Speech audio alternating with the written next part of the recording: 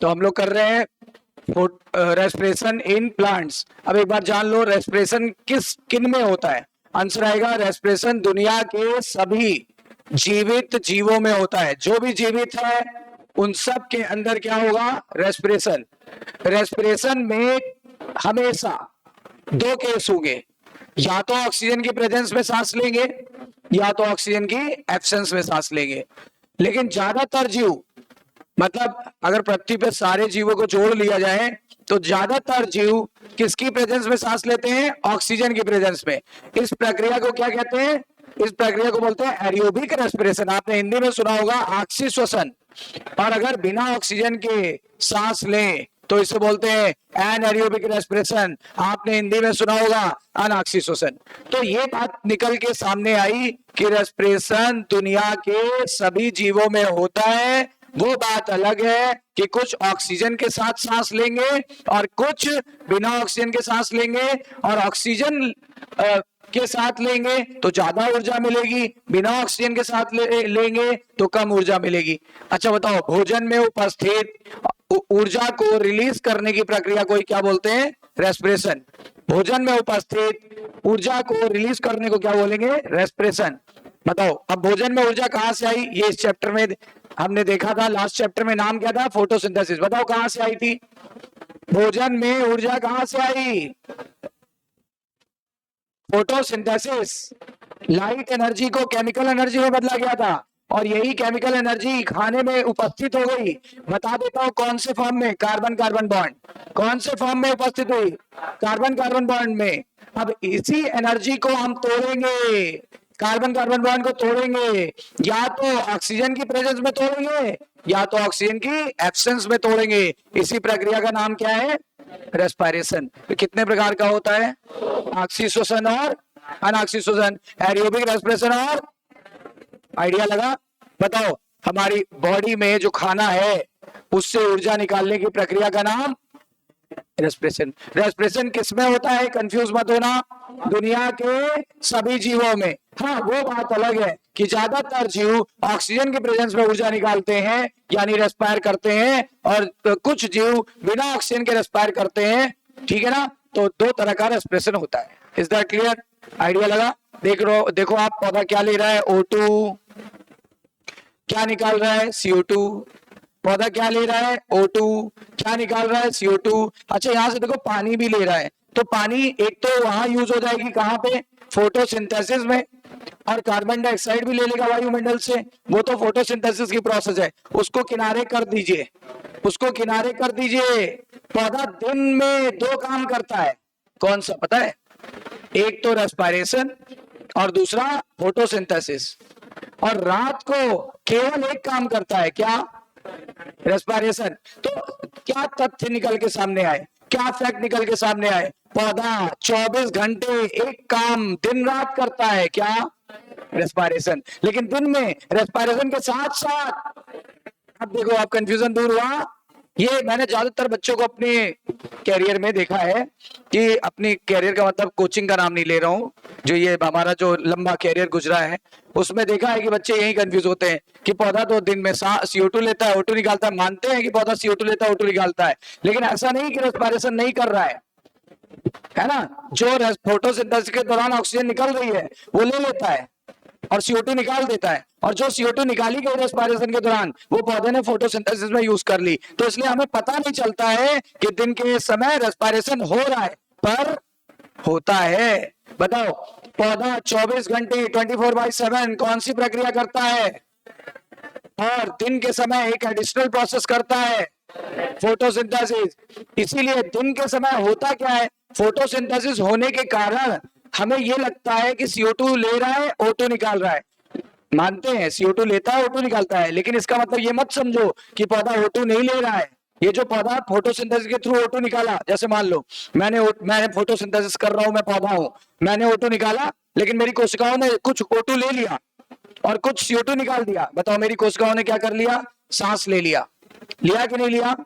अच्छा अब ये जो CO2 निकली ये फोटोसिंथेसिस में यूज हो गई, तो इसलिए बाहर की तरफ पता ही नहीं चलता।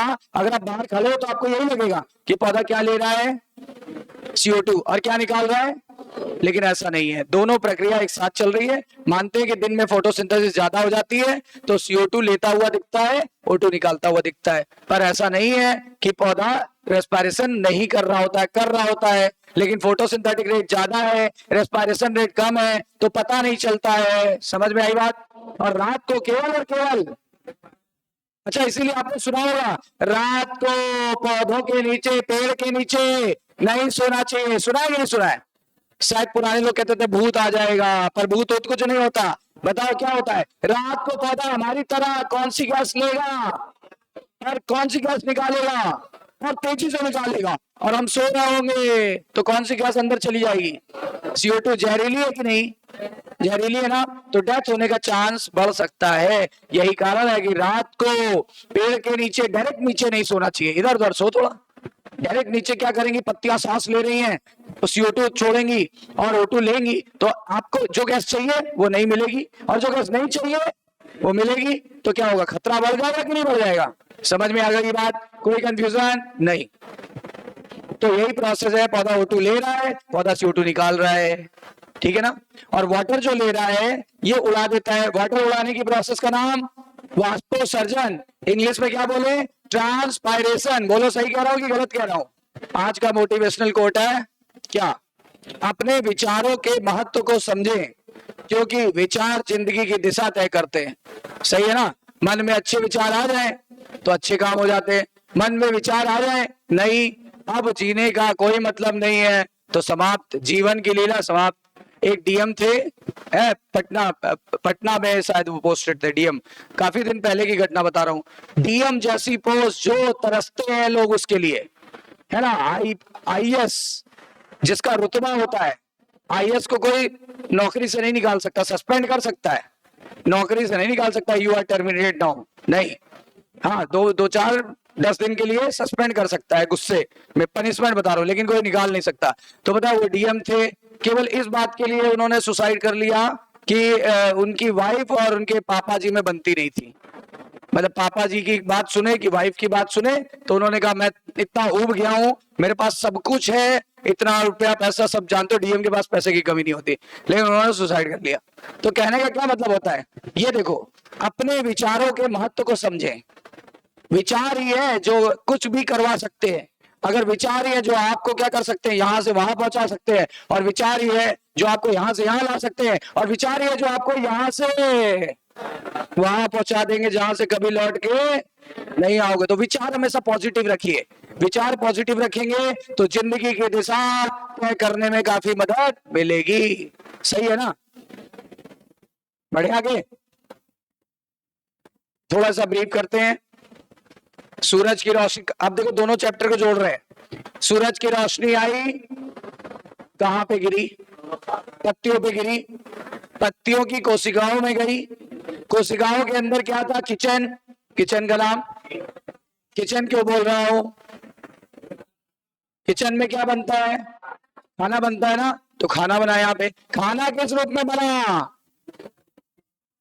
सर ग्लूकोज, ग्लूकोज बना। इतना पढ़ाने के बावजूद भी गलती करोगे तो मेरा क्या ही होगा? मन करता है मैं भी उसी दिशा में चला जाऊं, है ना।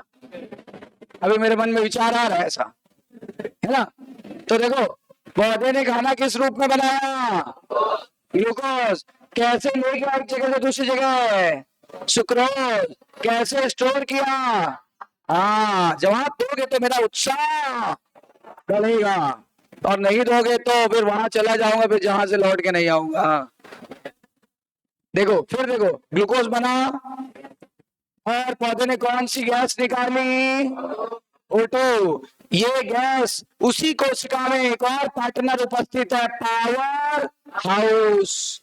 वहां चली गई, वहां जाके इसने पावर जनरेट की। पावर का नाम ATP, एडिनोसिन ट्राइफॉस्फेट। तो इस प्रक्रिया को क्या बोल रहे थे? यहां से लेकर के यहां तक की प्रक्रिया का नाम फोटोसिंथेसिस। दोनों जुड़ी हुई है, दोनों इक्वल एंड अपोजिट है, ठीक है ना। अब जरा देखो, यहां पे क्या किया? यही ग्लूकोज चला गया, यही ऑक्सीजन आ गई, अंदर जाके ग्लूकोज के बॉन्ड्स को टुकड़े टुकड़े टुकड़े टुकड़े कर दिए गए। कितने टुकड़े हो जाएंगे? 6 कार्बन है ना, सारे कार्बन अलग अलग कर देंगे, जितने कार्बन होंगे सब अलग अलग कर देंगे। सारे कार्बनों में क्या भरी हुई है, कार्बन कार्बन के बीच क्या है, बॉन्ड। बॉन्ड को क्या करेंगे, तोड़ेंगे, बॉन्ड की ऊर्जा रिलीज होगी। और ultimate source of energy is heat. Sun है पर हीट है ना, तो heat is the ultimate source, सबसे मेन सोर्स है। हीट निकली लेकिन एनर्जी कैन बी कन्वर्टेड, हमने उसी हीट को कन्वर्ट कर लिया, उसी हीट को कन्वर्ट कर लिया। कुछ हीट तो चली गई, निकल गई, देखो आपकी बॉडी गर्म है, हीट निकल रही है, सांस लेने से हीट निकलती है, हीट निकल गई। लेकिन कुछ हीट को हमने क्या किया, हमारे माइटोकॉन्ड्रिया ने पकड़ लिया और पकड़ के एडीपी प्लस आईपी किसमें बदल दिया, एटीपी में। ठीक है, इस प्रकार एटीपी बन गई। और इधर देखो, जब भी कोई ऑर्गेनिक कंपाउंड ऑक्सीजन की प्रेजेंस में ऑक्सीडाइज होगा, जब भी कोई ऑर्गेनिक कंपाउंड ऑक्सीजन की प्रेजेंस में ऑक्सीडाइज होगा, तो बताओ केमिस्ट्री क्या कहती है, CO2 निकलेगा। और क्या निकलेगा, वाटर। और यहाँ क्या निकल चुकी है, एनर्जी, किस फॉर्म में, एटीपी। कंफर्म है। और देख लो, यही वाटर और CO2 पौधा यूज कर लेगा किस प्रोसेस के लिए, देख रहे हो दोनों प्रोसेस एक दूसरे से रिलेटेड है कि अनरिलेटेड, रिलेटेड कि अनरिलेटेड। लेकिन हमारी कोशिकाओं में सिर्फ और सिर्फ क्या होता है, mitochondria, because we are animal, हमारे पास खाना बनाने की क्षमता नहीं है, तो हम पौधों से खाना ले लेंगे, वायुमंडल से ऑक्सीजन ले लेंगे, पौधों से खाना लेंगे, वायुमंडल से ऑक्सीजन लेंगे, हम हमारे पावर हाउस में भेजेंगे, हमारा पावर हाउस हमें पावर दे देगा। इसी पावर की वजह से मैं बोल रहा हूँ, आप सुन रहे हो, आप समझ रहे हो, आप लिख रहे हो, आप पढ़ रहे हो, आप खड़े हो, आप बैठे हो, सब कुछ कर रहे हो, इसी पावर के कारण मैं अपनी एक्टिविटी कर रहा हूँ, आप अपनी एक्टिविटी कर रहे हो। ये पावर नहीं होगी तो क्या हो जाएगा, सही है ना। इसका मतलब ये पावर लगातार मिलती रहनी चाहिए। देखो केमिकल एनर्जी को, केमिकल एनर्जी, यहाँ पे देखो केमिकल एनर्जी जो बात कर रहा है, ये केमिकल एनर्जी इसकी बात कर रहा है, खाने की एनर्जी से, खाने की एनर्जी से ही हमने एटीपी बना लिया। इसी प्रोसेस को क्या बोलते हैं, पूरा नाम है सेलुलर रेस्पिरेशन, क्योंकि सेल के अंदर ऊर्जा निकाली जा रही है और इसी को बोलते हैं सेलुलर रेस्पिरेशन। कंफर्म हो गई बात, इतनी बातें बिल्कुल क्लियर है। बताओ कौन सी दो प्रोसेस बिल्कुल इक्वल एंड अपोजिट है, फोटोसिंथेसिस और इन प्लांट। हमारे अंदर तो ऐसा है नहीं, प्लांट में कौन सी दो प्रोसेस इक्वल एंड अपोजिट है, photosynthesis and respiration. Is that clear. एक एनिमेशन है, जरा देखो, इसी पर बेस्ड है। लाइट एनर्जी आई, केमिकल एनर्जी में कन्वर्ट हो गई, कहां पे, क्लोरोप्लास्ट में। कैसे कन्वर्ट हुई थी, पूरा चैप्टर पढ़ा था। पहले लाइट रिएक्शन हुई थी, फिर एसिडिटी पावर बनी थी, फिर डार्क रिएक्शन हुई थी, CO2 को हमने ग्लूकोज में बदल दिया था। यही प्रक्रिया कहलाती थी केल्विन साइकिल। याद आया, ये देखो अब यहाँ पे ग्लूकोज और ऑक्सीजन निकल के आया, देखो ग्लूकोज और ऑक्सीजन निकल के आ रहा है, कहाँ पहुंचा, पावर हाउस। पावर हाउस में क्या हुआ, पावर जनरेट हो गई और क्या प्रोडक्ट बने, CO2 और वाटर। यही CO2 और वाटर यहाँ यूज हो गया। अब समझ रहे हो, ऐसे क्रम लगातार चलता रहता है। देखो कह रहा है यहां से चीजें आ रही है, देखो आता हुआ दिख रहा है, एनिमेटेड फॉर्म है।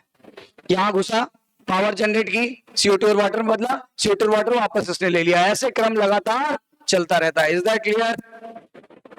दोनों प्रोसेस इक्वल एंड अपोजिट है कि नहीं। लेकिन दिन में क्या होता है, दोनों दिन में क्या होता है और रात को ये बंद हो जाता है क्योंकि लाइट नहीं है, तो रात को अकेले क्या चलेगा। अब सवाल ये उठता है, रात को खाना कहां से आया, अरे स्टोर है ना खाना पौधे में, पौधे में खाना स्टोर है। ऑक्सीजन कहां से आया, वायुमंडल से, वायुमंडल से। अभी ऑक्सीजन कहां से आ रहा है, क्लोरोप्लास्ट से। रात को कहां से आएगा, वायुमंडल से। रात को भी यहाँ पावर बनेगी, लेकिन रात को कौन सी गैस निकालने लगेगा ये, मतलब रात को, दिन में भी निकाल रहा है पर ये गैस यूज किसने कर ली, है ना। लेकिन रात को ये गैस डायरेक्ट कहां जाएगी, ये तो रहेगा नहीं, ये तो काम करेगा नहीं क्योंकि लाइट है नहीं, क्योंकि लाइट है नहीं तो रात को CO2 यूज नहीं होगी, तो कहां निकल आएगी, वायुमंडल में। इसीलिए पेड़ के नीचे नहीं, डायरेक्ट पेड़ के नीचे, पेड़ के थोड़ा इधर उधर सोना चाहिए। पेड़ यहाँ लगा है, यहाँ सो आराम से, पेड़ यहाँ लगा हुआ है, इधर सो आराम से, बिल्कुल डायरेक्ट नीचे नहीं सोना चाहिए, वो भी घने पेड़ के तो नीचे बिल्कुल नहीं, ठीक है ना। रेस्पिरेशन जो होता है हमारी कोशिकाओं में दो जगह होता है। रेस्पिरेशन हमारी कोशिकाओं में कहाँ होता है, दो जगह होता है। दो जगह, हमारी नहीं बोलना चाहिए, अभी पौधे की बात कर रहे हैं, पौधे या किसकी, हमारी भी बात करो। दो जगह होता है, एक तो होता है साइटोप्लाज्म में और एक होता है कहां पे, माइटोकॉन्ड्रिया में। रेस्पिरेशन कहां पर होता है, साइटोप्लाज्म और माइटोकॉन्ड्रिया। और अभी हमारे दिमाग में ये रहे कि हम एरोबिक रेस्पिरेशन की चर्चा कर रहे हैं, एनाएरोबिक की चर्चा हम बाद में करेंगे। बताओ, we are talking about the aerobic respiration की एनाएरोबिक रेस्पिरेशन, ऑक्सीजन की अनऑक्सीजन। ऑक्सीजन के प्रेजेंस में ग्लूकोज को तोड़ेंगे कि ऑक्सीजन के बिना ग्लूकोज को तोड़ेंगे? ऑक्सीजन के प्रेजेंस में ऊर्जा मिलेगी कि ऑक्सीजन के एब्सेंस में ऊर्जा मिलेगी? ऑक्सीजन की प्रेजेंस में ऊर्जा मिलेगी। Is that clear? सबसे पहले ग्लूकोज आएगा, कहां आएगा, सेल में है ही है। सेल में कहां पे है, कहां पे है, साइटोप्लाज्म में। सेल के साइटोप्लाज्म में ग्लूकोज है। साइटोप्लाज्म का काम ही है हर चीज को स्टोर करना। बोलो, मेन एरिना था, मेन एरिना था कि नहीं था? मेन एरिना का मतलब मुख्य स्थान, सबसे ज्यादा वॉल्यूम ऑक्युपाई करता है कि नहीं करता है? मेन वॉल्यूम ऑक्युपाई करता है कि नहीं करता है? तो कोशिका द्रव्य या साइटोप्लाज्म में क्या होता है, ग्लूकोज। वहीं पे ग्लूकोज को चॉप कर देते, चॉप मतलब काटना यानी तोड़ना, ग्लूकोज को वहीं तोड़ देंगे, ग्लूकोज को वहीं तोड़ देंगे, कहा, साइटोप्लाज्म में। तो सुनो, ग्लूकोज को तोड़ने के लिए ग्लाइकोलिसिस, बताओ ग्लूकोज को तोड़ेंगे किस स्थान पे, साइटोप्लाज्म में। प्रक्रिया का नाम ग्लाइकोलिसिस। जब ग्लूकोज टूटेगा तो ग्लूकोज में पहले कार्बन बताओ, 6। तो या तो ऐसा हो जाए कि 6 कार्बन अलग हो जाए, या तो ऐसा हो जाए दो कार्बन के 3 कंपाउंड बन जाए। कई सारे विकल्प होते हैं, बता रहे हैं, कई सारे विकल्प हो सकते हैं, पर यहां क्या अप्लाई होगा, या तो फिर 3 कार्बन के 2 कंपाउंड बन जाए। लेकिन मैं आपको हमेशा वही बताऊंगा, जो चीज जैसे बनती है वो चीज वैसे टूटती है। 500 के नोट में कितने 100 के नोट होंगे? 100 के नोट में कितने 20 के नोट होंगे, है ना? एक 20 के नोट में कितने 10 के नोट होंगे? अच्छा, 20 रुपए देने पर एक रुपए के कितने सिक्के मिलेंगे? तो जितनी जिसकी वैल्यू है उतने में ही तो टूटेगा ना। याद करो, ग्लूकोज का निर्माण पीजीए से हुआ था, याद करो, फोटोसिंथेसिस में। तो टूटेगा भी तो उसी में ना, जो जिससे बनता है वो उसमें टूटता है। बोलो, हमने पढ़ा था फोटोसिंथेसिस में, first stable product of C3 cycle PGA. उसी पीजीए से क्या बना था, ग्लूकोज। फाइनली तो ग्लूकोज बना था ना, उसी पीजीए से ग्लूकोज बना था, याद करो। तो वही पीजीए में टूटेगा। पीजीए का पूरा नाम, कितने कार्बन, एक ग्लूकोज से कितने पीजीए बनेंगे, 2 बनेंगे, 6 कार्बन और 3 दूनी 6 कार्बन। बोलो सही है। ग्लाइकोलिसिस कहां होती है, जल्दी बोलो, ग्लाइकोलिसिस कहां होती है, साइटोप्लाज्म में। ग्लाइकोलिसिस में नेट एटीपी कितना मिलता है, नेट एटीपी कितना मिलता है, ठीक है ना, 2। वो आगे बाकी देखेंगे कब कितना मिलता है, केवल ग्लाइकोलिसिस में पूछेगा तो 2। अभी लास्ट ईयर क्वेश्चन आया था कि ग्लाइकोलिसिस में नेट एटीपी कितना मिलता है, आंसर क्या आएगा, 2। वो बात अलग की कि कितना मिलेगा, एरोबिक में कितना मिलेगा, एनाएरोबिक में वो बात अलग है। अभी बताओ, जनरल पूछा जाए तो क्या, नेट एटीपी 2 मिलेगा। अब ये पायरुविक एसिड एंटर कर गया कहां, पावर हाउस। कहां एंटर कर गया, देखो एंटर करता हुआ दिखाई जा रहा है। ये पायरुविक एसिड एंटर कर गया, कहां एंटर किया, यहां पे। यहां क्या है, what is this, matrix of mitochondria. Matrix of mitochondria में एंटर कर गया। एंटर करने के बाद ये एक साइकिल चलाएगा जो यहाँ पे अभी गिवन नहीं है। इस साइकिल का नाम है क्या, नहीं नहीं नहीं नहीं नहीं नहीं, इस साइकिल का नाम, याद, मैंने क्या बोला, गिवन नहीं है। ये साइकिल और इस साइकिल को जोड़ने के बीच में एक साइकिल है, उसका नाम है लिंक रिएक्शन। बताओ, ग्लाइकोलिसिस से क्रेब्स साइकिल को कौन जोड़ता है, ए से बी को कौन जोड़ता है, लिंक रिएक्शन।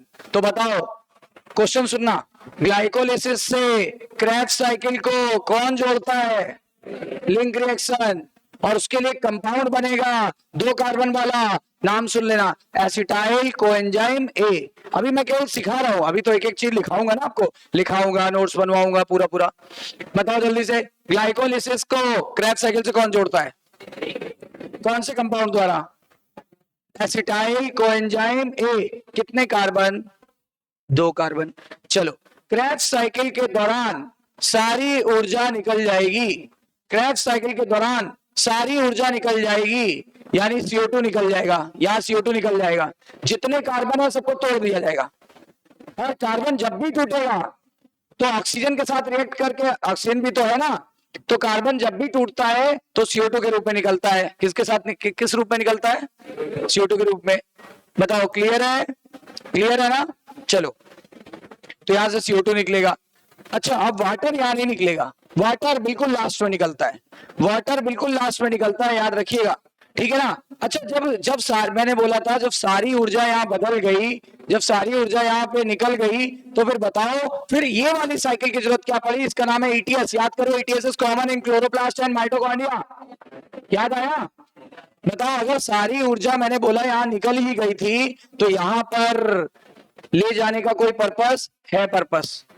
यहाँ पे दो प्रकार की ऊर्जा बनी, एक डायरेक्ट और एक इनडायरेक्ट। याद करो, फोटोसिंथेसिस में दो प्रकार की ऊर्जा थी, डायरेक्ट ATP, इनडायरेक्ट NADPH2। यहाँ पे दो प्रकार की ऊर्जा निकली थी, अभी पढ़ोगे आगे चल के। एक डायरेक्ट, नाम बोलो, ATP, और एक इनडायरेक्ट, नाम बोलो, NADP। हटा देना, P हटा देना। याद हो, मैंने फोटोसिंथेसिस में पढ़ाया था कि अगर P आएगा तो फोटोसिंथेसिस, और P हटा दोगे तो रेस्पिरेशन। नाम बोलो जरा दूसरी ऊर्जा का, NADH2, ठीक है ना, या NADH प्लस H+, है ना, ऐसे भी बोल सकते हैं। चलो, अब बताओ, जो डायरेक्ट ऊर्जा है वो तो यहाँ मिल जाएगी, जो इनडायरेक्ट ऊर्जा उसको ले जाओ। कहाँ ले जाओ? ETS में। और ETS इनडायरेक्ट ऊर्जा को किसमें बदल देगा? डायरेक्ट ऊर्जा में। इनडायरेक्ट ऊर्जा को किसमें बदल देगा? डायरेक्ट ऊर्जा में। तो क्या बन जाएगा? ATP। डायरेक्ट ऊर्जा का नाम ATP। इस प्रकार आप देखो, सारी की सारी ATP निकल जाएगी ग्लूकोज की। और एक ग्लूकोज से कितनी ATP निकलती है? गिनो गिनो, कल बताया था। एक से कितनी निकलती है? 36 और 2 38 ATP निकलती है। और बाई प्रोडक्ट में क्या निकलेगा? CO2 और वाटर। ETS का लास्ट प्रोडक्ट, ETS का लास्ट प्रोडक्ट। और ध्यान देने की बात है, क्या ध्यान देने की बात है? बिल्कुल ध्यान देने की बात है। कुछ ध्यान दिया आपने? देखो देखो देखो देखो देखो, ऑक्सीजन, ऑक्सीजन यहाँ यूज नहीं होता, लिंक रिएक्शन में यूज नहीं होता, क्रैच साइकिल में यूज नहीं होता, तो कहाँ यूज होता है? ETS में। वही ETS में ऑक्सीजन प्लस हाइड्रोजन को पकड़ के क्या बना दिया जाता है? Water. This is the last product of respiration, last product of respiration, ये लास्ट प्रोडक्ट ऑफ ETS। कुछ थीम बनी? बताओ जल्दी से। मेरे अंदर जो मैंने खाना खाया उसको किस में बदल दिया गया? ग्लूकोज। खाने को, खाना किसी भी रूप में हो, अल्टीमेटली किस में बदलेंगे? ग्लूकोज में बदल देंगे। अब इस ग्लूकोज को मेरे सेल के अंदर कहां पे पहली बार तोड़ा जाएगा? साइटोप्लाज्म में तोड़ देंगे। साइटोप्लाज्म में तोड़ेंगे तो 6 कार्बन का कंपाउंड है, 3-3 कार्बन के कितने मॉलिक्यूल बनेंगे? नाम बताओ। PGA। नाम बताओ, PGA का पूरा नाम? Phosphoglyceric acid. बताओ, फास्फोग्लिसरिक एसिड कहां प्रवेश किया? अरे PGA नहीं, सॉरी, PGA बोल दिया, पायरुविक एसिड। बीच में PGA भी बनेगा, बीच में PGA भी बनेगा, पर वही PGA आगे क्या बना लेगा? Pyruvic acid. कोई टेंशन नहीं, ऐसा नहीं कि PGA नहीं बनेगा, PGA बनेगा, PGA बनेगा, वही PGA किसमें बदल जाएगा? Pyruvic acid. पायरुविक एसिड कहाँ एंटर करेगा? हाँ, फिर यहाँ एंटर करने के बाद ये कहां पहुंच गया? क्या स्टार्ट कर दी? इनके बीच की साइकिल का नाम लिंक रिएक्शन। उसमें 2 कार्बन का कंपाउंड बनेगा, नाम बोलो। Acetyl coenzyme A। बोलो जल्दी से, A। चलो, यहां से यहां पे किसने जोड़ा? Link reaction. यहां पे मैं PGA जो बोल रहा था वो गलत नहीं है, PGA बनेगा, ध्यान देना। उसी PGA से पायरुविक एसिड बन जाता है, उसी PGA से पायरुविक एसिड बन जाएगा, टेंशन मत लो, अभी डिटेल में पढ़ेंगे तो सब आ जाएगा। लिंक रिएक्शन हो गई, क्रैच साइकिल हो गई। क्रैच साइकिल में कितनी प्रकार की ऊर्जा बनी? डायरेक्ट और डायरेक्ट वाले का नाम, इनडायरेक्ट वाले का नाम NADH2। P गायब कर देना, P से फोटोसिंथेसिस याद रखना। यहाँ फोटोसिंथेसिस नहीं हो रही है, यहाँ रेस्पिरेशन हो रही है, तो P को हटा देना। Is that clear? अच्छा, इनडायरेक्ट ऊर्जा को डायरेक्ट में कन्वर्ट करना पड़ता है कि डायरेक्ट? मेरा मतलब है मैं कैश को कैश में कन्वर्ट करूंगा कि चेक को कैश में कन्वर्ट करूंगा? Cheque, cheque is the indirect वो पैसा और कैश इज द डायरेक्ट पैसा। अब आप मुझे 1 लाख रुपए दे गए कैश, और मैं क्या उसको बैंक में फिर ले जाके 1 लाख रुपए कन्वर्ट कराऊंगा? नहीं ना, वो तो खुद ही कैश है, उसे क्या ले जाने की जरूरत है? सही है ना, क्योंकि वो तो ऑलरेडी कैश है। हम किसी को भी दे देंगे, भैया ये सामान दे दो, वो सामान दे दो, वो सामान दे दो। लेकिन अगर आपने मुझे चेक दे दिया 1 लाख की, तो मुझे कहाँ ले जाना पड़ेगा? और बैंक उसे क्या करेगा? कैश में कन्वर्ट कर देगा, और वो कैश में वापस लेके आ जाऊंगा, फिर उससे सामान खरीदूंगा। तो यहाँ पे 2 प्रकार की ऊर्जाएं मिल रही है। एक तो डायरेक्ट, क्या कौन सी डायरेक्ट बोलो? इनडायरेक्ट बोलो। और एक और बनती है, और देखो थोड़ा थोड़ा अंदर घुस रहे हैं तो एक और बनती है, FADS2, NADH2, FADS2, बोलो जरा। FADS2 और, हाँ धीरे धीरे अंदर घुस रहे हैं ना, धीरे धीरे। FADS2 और NADH2, ये ऊर्जाएं कहाँ चली गई? ETS में। ETS में इनकी मुलाकात किससे हुई? तो यहाँ पे ऑक्सीजन की प्रेजेंस में ATP बन जाएगा। याद करो, ऑक्सीजन की प्रेजेंस में माइटोकॉन्ड्रिया में ATP का बनना क्या कहलाता है? Oxidative phosphorylation. Oxidative phosphorylation. और ये ऑक्सीजन, और यहां से जो NADPH2 घुसा था उसका हाइड्रोजन, और FADH2 घुसा था उसका हाइड्रोजन, उन दोनों के हाइड्रोजन प्लस ये ऑक्सीजन बराबर क्या? Water. What is the last product of ETS? What is the last product of respiration? Respiration चारों में से किस स्टेप में यूज होता है? 4 स्टेप कौन से? पहला, दूसरा, लिंग रिएक्शन, तीसरा, चौथा। इनमें से ऑक्सीजन किस स्टेप में यूज हुआ? ETS। देखो बिल्कुल, इसीलिए उसको अंतिम में यूज हुआ कि शुरुआत में यूज हुआ? इसीलिए इसको टर्मिनल ऑक्सीडेशन भी कहते हैं। क्या कहते हैं? टर्मिनल ऑक्सीडेशन भी कहते हैं। बताओ ETS में क्या होगा लास्ट में? Terminal oxidation. कौन सा लास्ट प्रोडक्ट बनेगा? थीम पता चल गई? थीम पता चल गई? ये था रेस्पिरेशन की थीम, ठीक है ना? ठीक है, इतनी बातें क्लियर हो गई? ये सब बातें क्लियर हो गई, चीजें क्लियर हो गई। आइए अब हम लोग डिटेल में चलते हैं।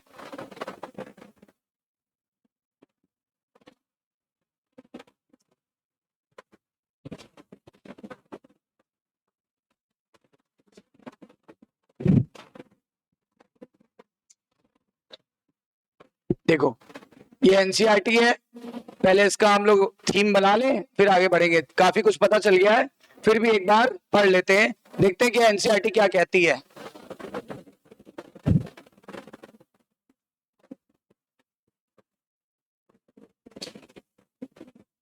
क्या लिखा हुआ है? All of us breathe. मतलब कौन सांस लेता है? ब्रीथ कौन करता है? सब। ब्रीथ कौन करता है? सब लोग ब्रीथ करते हैं ना, सब लोग ब्रीथ करेंगे। टू लिव, जिंदा रहने के लिए सबको ब्रीथ करना है। जिंदा रहने के लिए सबको ब्रीथ करना है। सबको करना है ना, कि किसी को करना है? जल्दी बोलो, सबको करना है। Breathe to live, but why is breathing is so essential for life? क्योंकि ब्रीदिंग नहीं करोगे तो ऊर्जा नहीं मिलेगी। ऊर्जा नहीं मिलेगी तो हम ना बोल सकेंगे, ना सोच सकेंगे, ना समझ सकेंगे, ना बैठ सकेंगे, ना उठ सकेंगे, कुछ नहीं होगा। लिखा है what happens when we breathe. जब ब्रीथ करते हैं तो क्या होता है? पहले 2-3 क्वेश्चन पूछा है। क्या सभी लिविंग ऑर्गेनिज्म ब्रीथ करते हैं? क्या पौधे भी ब्रीथ करते हैं? क्या माइक्रोब्स भी ब्रीथ करते हैं? बताइए, क्वेश्चन आया। और अगर करते भी है तो कैसे? तो मेरा वही जवाब है, मैंने शुरुआत में ही सब कुछ बता दी। ब्रीदिंग इसलिए जरूरी है जिंदा रहने के लिए, क्योंकि इसके लिए एनर्जी मिलेगी। इसी एनर्जी का उपयोग हम डेली रूटीन में करेंगे, और अगर एनर्जी नहीं मिलेगी तो कोई सस्टेन नहीं कर सकता पृथ्वी पे, आपको पता है। जैसे बिना एनर्जी के कुछ भी नहीं चल सकता, हर जगह एनर्जी है। बातों में भी क्या है? एनर्जी। ये भी तो एक तरह की एनर्जी है। मैंने जो भोजन खाया उसमें केमिकल एनर्जी थी, और ये कौन सी एनर्जी है? साउंड एनर्जी नहीं है, दिस इज मैकेनिकल एनर्जी। बोलो, ये जो हम लोग बातचीत करते हैं कौन सी एनर्जी है? Mechanical energy. साउंड मैकेनिक्स में आती है, तो मैकेनिकल एनर्जी इज दैट के हर जगह एनर्जी है। अच्छा, हम लोग कहते हैं ना, हम अगर प्रार्थना करेंगे तो ऊपर वाला सुन लेगा, खुदा सुन लेगा, अल्लाह सुन लेगा। बिल्कुल सही बात है, एनर्जी निकल रही है आपके अंदर से, और पॉजिटिव एनर्जी निकल रही। प्रार्थना मतलब पॉजिटिव एनर्जी जा रही है ब्रह्मांड में। कहीं तो कोई सुपर नेचुरल पावर है जिसके कानों में जाएगी ये सब बातें, और फिर जाएगी तो आप खुश रहोगे। ये भी एक तरह की एनर्जी, मैंने इसको स्पिरिचुअली जोड़ा थोड़ा, है ना। तो एनर्जी है हर जगह। कहते हैं ना प्रेयर करनी चाहिए, प्रेयर करनी चाहिए। प्रेयर करते हैं तो क्या करते हैं? बोल के करते हैं, मन में करते हैं? बोल के करते हैं, देखा होगा। अपनी चीजें बोलते हैं, है ना। आरती होती है बोल बोल के बोलते हैं, अजान होता है बोल बोल के करते हैं, क्योंकि बोलने से ऊर्जा निकल रही है। ये ऊर्जा ब्रह्मांड में जा रही है। ब्रह्मांड में कोई सुपर नेचुरल पावर है, अगर है नहीं है मुझे नहीं मालूम, लेकिन है ये से तो इसका प्रमाण है, क्योंकि इतनी बड़ी सृष्टि है, अपने आप तो नहीं चल रही है, इसे कोई ना कोई सुपर नेचुरल पावर चला रहा है। सही है कि नहीं है? बताओ, हम लोग एक मशीन तो नहीं है ना, हम लोग तो एक जीव है, वो भी इतने एडवांस, इतने सिस्टम हमारे अंदर, जितना एक रोबो में नहीं हो सकते, उससे कहीं ज्यादा एडवांस फीचर हमारे अंदर है। फीलिंग्स है, इमोशंस है, ठीक है ना। इतनी सारी चीजें, टेक्नोलॉजी हमने कहां से कहां पहुंचा दी, है ना। जो ब्रेन स्टोर कर सकता है, हमने कंप्यूटर को बनाया कि कंप्यूटर ने हमें बनाया? सोचो, हमारे पास इतना ब्रेन था कि हमने अपने जैसा ब्रेन स्टोर करने वाला एक मशीन बना दिया। सही है कि नहीं? तो कुल मिलाकर के हर चीज एनर्जी का ही खेल है सारा। अब देखो, यहां से रियली स्टार्ट होता है। सारे लिविंग ऑर्गेनिज्म को क्या चाहिए? एनर्जी। क्यों चाहिए? क्योंकि डेली एक्टिविटी करनी है। जैसे किसी को एब्जॉर्प्शन करना है, किसी की चीज का ट्रांसपोर्ट करना है, किसी चीज का मूवमेंट करना है, रिप्रोडक्शन करना है, इवन सांस लेने के लिए भी, ब्रीदिंग के लिए भी एनर्जी चाहिए। बताओ, हमने पढ़ा था ब्रीदिंग इन एनिमल, तो बताया था इंस्पायरेशन इज एक्टिव प्रोसेस, उसके लिए ऊर्जा चाहिए, और एक्सपायरेशन इज पैसिव प्रोसेस, उसके लिए ऊर्जा नहीं चाहिए। फिर क्या कह रहा है? Where does all this energy comes from? ऊर्जा कहां से आती है? आंसर आएगा खाने से। कह रहा है ये देखो, हम जो खाना खाते हैं उसी में एनर्जी भरी हुई है, but how this energy taken from food? ये फूड में एनर्जी आई कहां से? आंसर आप बताते जाओ। फोटोसिंथेसिस के द्वारा आई, by the sunlight, by the sunlight, sunlight द्वारा आई। ठीक। How this energy utilise? हम ये एनर्जी कैसे यूटिलाइज करेंगे? आंसर आएगा, ये एनर्जी जो है एटीपी के रूप में यूटिलाइज करेंगे। बोलो, do all the plant give same amount of energy? क्या सभी खाने से उतनी ऊर्जा मिलती? नहीं। हमने कैलोरिफिक वैल्यू बताई थी। कैलोरिफिक वैल्यू सबसे ज्यादा किसकी होती है? फैट की। सबसे ज्यादा ऊर्जा किससे मिलती है? फैट से। याद आया? और तुरंत ऊर्जा किससे मिलती है? कार्बोहाइड्रेट से। राइट, कार्बोहाइड्रेट से। आप देखो, क्या प्लांट भी खाते हैं? क्या प्लांट भी खाते हैं? आंसर आएगा नहीं, प्लांट खाते नहीं है, लेकिन प्लांट खाना बनाते हैं और यूज भी करते हैं। प्लांट खाते नहीं है, खाने का मतलब बाहर से लेना। प्लांट खाते नहीं है, प्लांट अपना खाना खुद बना लेते हैं by the process of photosynthesis. So they are autotroph, they are primary producer. Primary producer है, प्राथमिक उत्पादक, उत्पादक कह सकते हैं। Where do plant get their energy? Plant अपनी एनर्जी कहां से लेता है? आंसर आएगा फूड से। कह रहा है, क्या माइक्रो ऑर्गेनिजम्स को भी एनर्जी की जरूरत होती है? क्या उन्हें भी खाना चाहिए? आंसर आएगा बिल्कुल। दुनिया में सबको एनर्जी चाहिए, तो दुनिया में सबको खाना भी चाहिए, क्योंकि खाने में कार्बन कार्बन बॉन्ड है। बॉन्ड को तोड़ेंगे तो क्या मिलेगी? वो बात अलग है कि बिना ऑक्सीजन के भी टूट सकता है, और ऑक्सीजन के भी साथ टूटेगा। किसमें ज्यादा ऊर्जा मिलेगी? ऑक्सीजन पे। एरोबिक में कि एनारोबिक में? एरोबिक में। समझ में आई बात?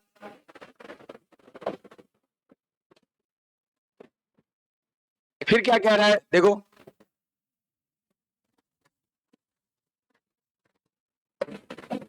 कह रहा है you may be wonder eight several question. आपके ऊपर जो भी थे सेवरल क्वेश्चन दिमाग में आए, कुछ बातों का आंसर मिला, कुछ का नहीं मिला, हालांकि हमने सबका दिया है स्टेप बाय स्टेप।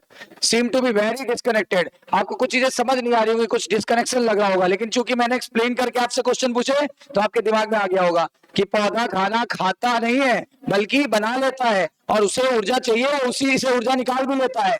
ठीक है ना। रही बात पौधे के से ऊर्जा बाकी सबको कैसे मिली, शाकाहारियों को कैसे मिली? पौधों को खाया तो खाना उनके बॉडी में ट्रांसफर हो गया, खाना जब उनकी बॉडी में ट्रांसफर हो गया तो उन्होंने भी एनर्जी निकाल ली।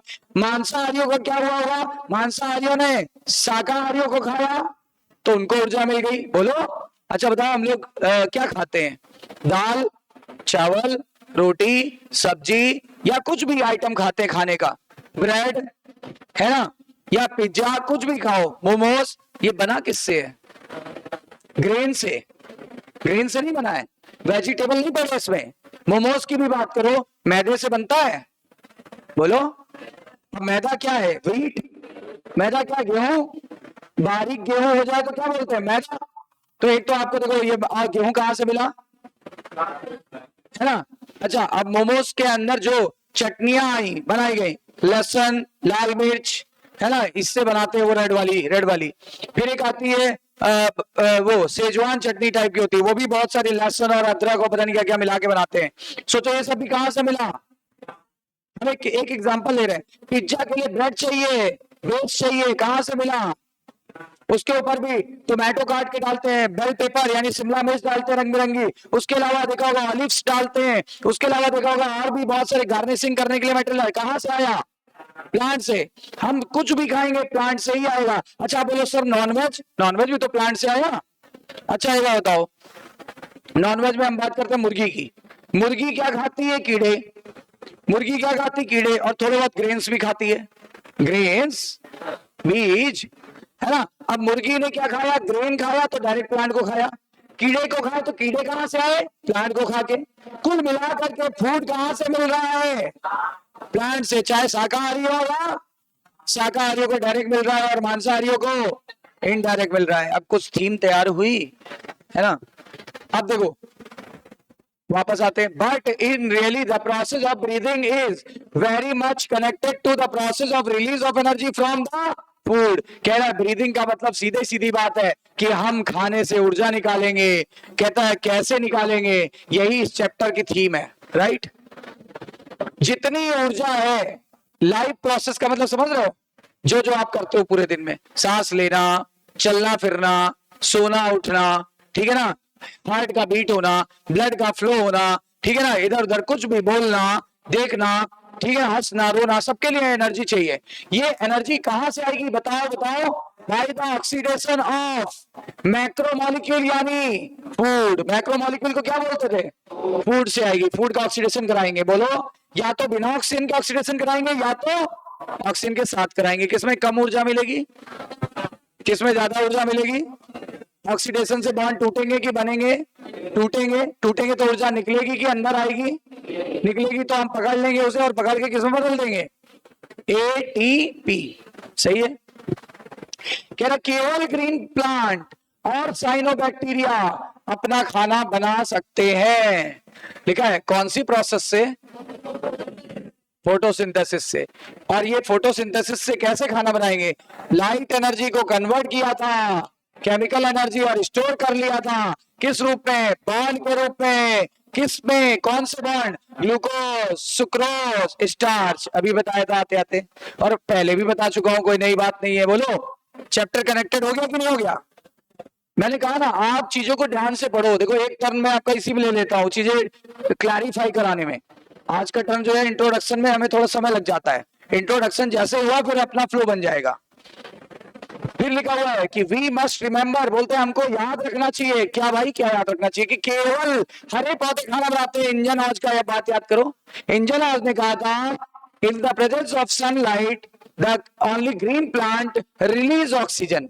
कहते हैं कि केवल सनलाइट में ग्रीन पौधे ऑक्सीजन निकालते हैं। एक तो सनलाइट में निकालते हैं, फिर दूसरा वर्ड कहा था ग्रीन पार्टी निकालते हैं, और फिर ये कहा था ऑक्सीजन निकालते हैं, है ना। क्यों? क्योंकि अंधेरे में फोटोसिंथेसिस नहीं होती, नॉन ग्रीन पार्ट में फोटोसिंथेसिस नहीं होती। तो ये इंजन हाउस की बात को जरा याद रखो, याद करो। यही कहा था ना। तो क्या कहा था? नॉट ऑल द सेल, वही पे लिया है। कहते सभी सेल, सभी कोशिकाएं, सभी अंग पौधों के फोटोसिंथेसिस नहीं करते, केवल ग्रीन पार्ट करते हैं। तो ग्रीन पार्ट फोटोसिंथेसिस करते हैं, तो ग्रीन पार्ट में ही खाना बन रहा है। कहने का तात्पर्य इनमें इनमें इनमें जो ग्रीन नहीं है उनमें खाना नहीं बन रहा है। तो उनको क्या फूड नहीं चाहिए? मेरा आंसर है चाहिए, चाहिए, चाहिए। जो व्यक्ति घर में आपके पैसा नहीं कमा रहा, क्या उसको खाना नहीं चाहिए? उसको भी चाहिए, उसको भी चाहिए। अब वो किससे लेगा खाना?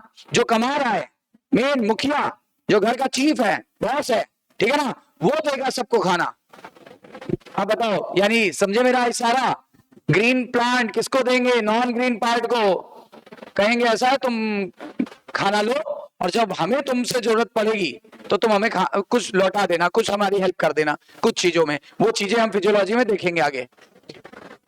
Only cell containing chloroplast that are most often located in the superficial layer carrying out photosynthesis। कहते हैं पत्तियों में, या मान लो हरा तना है तो हरे तने में केवल ऊपर का हिस्सा हरा होता है। देखो कभी हरे तने को छीलो, इतना ही छीलोगे ना ब्लेड से, स्क्रैच मारोगे ना, कैसे कलर नजर आएगा? व्हाइट। अरे हरी दातुन होती है तो हरी हरी होती है। कभी ब्लेड से एक्सपेरिमेंट तो किया? नेल मारो, कैसे कलर नजर आएगा? कह रहा है याद दिला रहा है कि जो क्लोरोप्लास्ट होता है वो केवल और केवल किस लेयर में होता है? ऊपर वाली की अंदर वाली? सुपरफिशियल की डीप? सुपरफिशियल लेयर में होता है। तो कह रहे जो नीचे की लेयर होती है उनका क्या होता होगा? नॉन ग्रीन होती है, उनका क्या होता होगा? देखो लिखा है ग्रीन प्लांट में सारे ऑर्गन, सारा टिश्यू या सारा सेल जो नॉन ग्रीन होता है उनको भी फूड की आवश्यकता होती है। क्या कराएंगे? वो भी ऑक्सीडेशन, उनको भी फूड चाहिए। तो ये कहां से आया? इसका मतलब हैंस फूड को ट्रांसलोकेट किया गया। कहां पर? All non green plants. मतलब ग्रीन पार्ट से फूड कहां पे चला गया? Non green parts. और खाने की किसको आवश्यकता थी? इनको कि सबको? मैंने बोला दुनिया की हर सेल को ऊर्जा चाहिए अगर वो जिंदा है तो। नहीं, दुनिया की हर सेल को ऊर्जा चाहिए अगर वो सेल अलाइव है तो। एनिमल हेटरोट्रॉफ है कि ऑटोट्रॉफ? उन्हें भी भोजन चाहिए। कहां से मिलेगा? बिना देखे बताओ। प्लांट से मिलेगा। अगर मैं मांसाहारी हूं तो मुझे डायरेक्ट मिलेगा कि इनडायरेक्ट? अगर मैं शाकाहारी हूं तो मुझे कैसे मिलेगा? अच्छा, तो हम लोग प्रोड्यूसर हैं कि कंज्यूमर? हम लोग उत्पादक हैं कि उपभोक्ता? सुना है कि नहीं सुना है?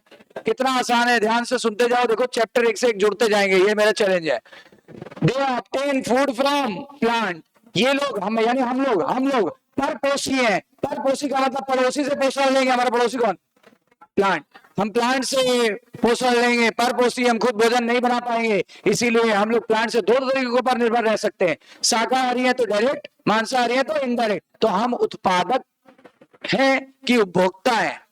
आई मीन टू से इंग्लिश में बोलूं, प्रोड्यूसर है कि कंज्यूमर? जो खाना बनाता है वो, जो खाना कंज्यूम करता है वो। समझ में आई बात? ये इकोलॉजी में शब्द आएंगे, शब्दों का हेर फेर है वही जो बता रहा हूं। Is that clear? कितना आसान है। देखो एक पेज कवर कर लिया हम लोग ने। एक क्या, मैंने आपके 2 पेज कवर किए अभी तक, और 2 से ज्यादा, क्योंकि हमारा एम एनसीईआरटी भी कवर करके चलना है, नीट में भी सिलेक्शन दिलाना है, सब कुछ करना है।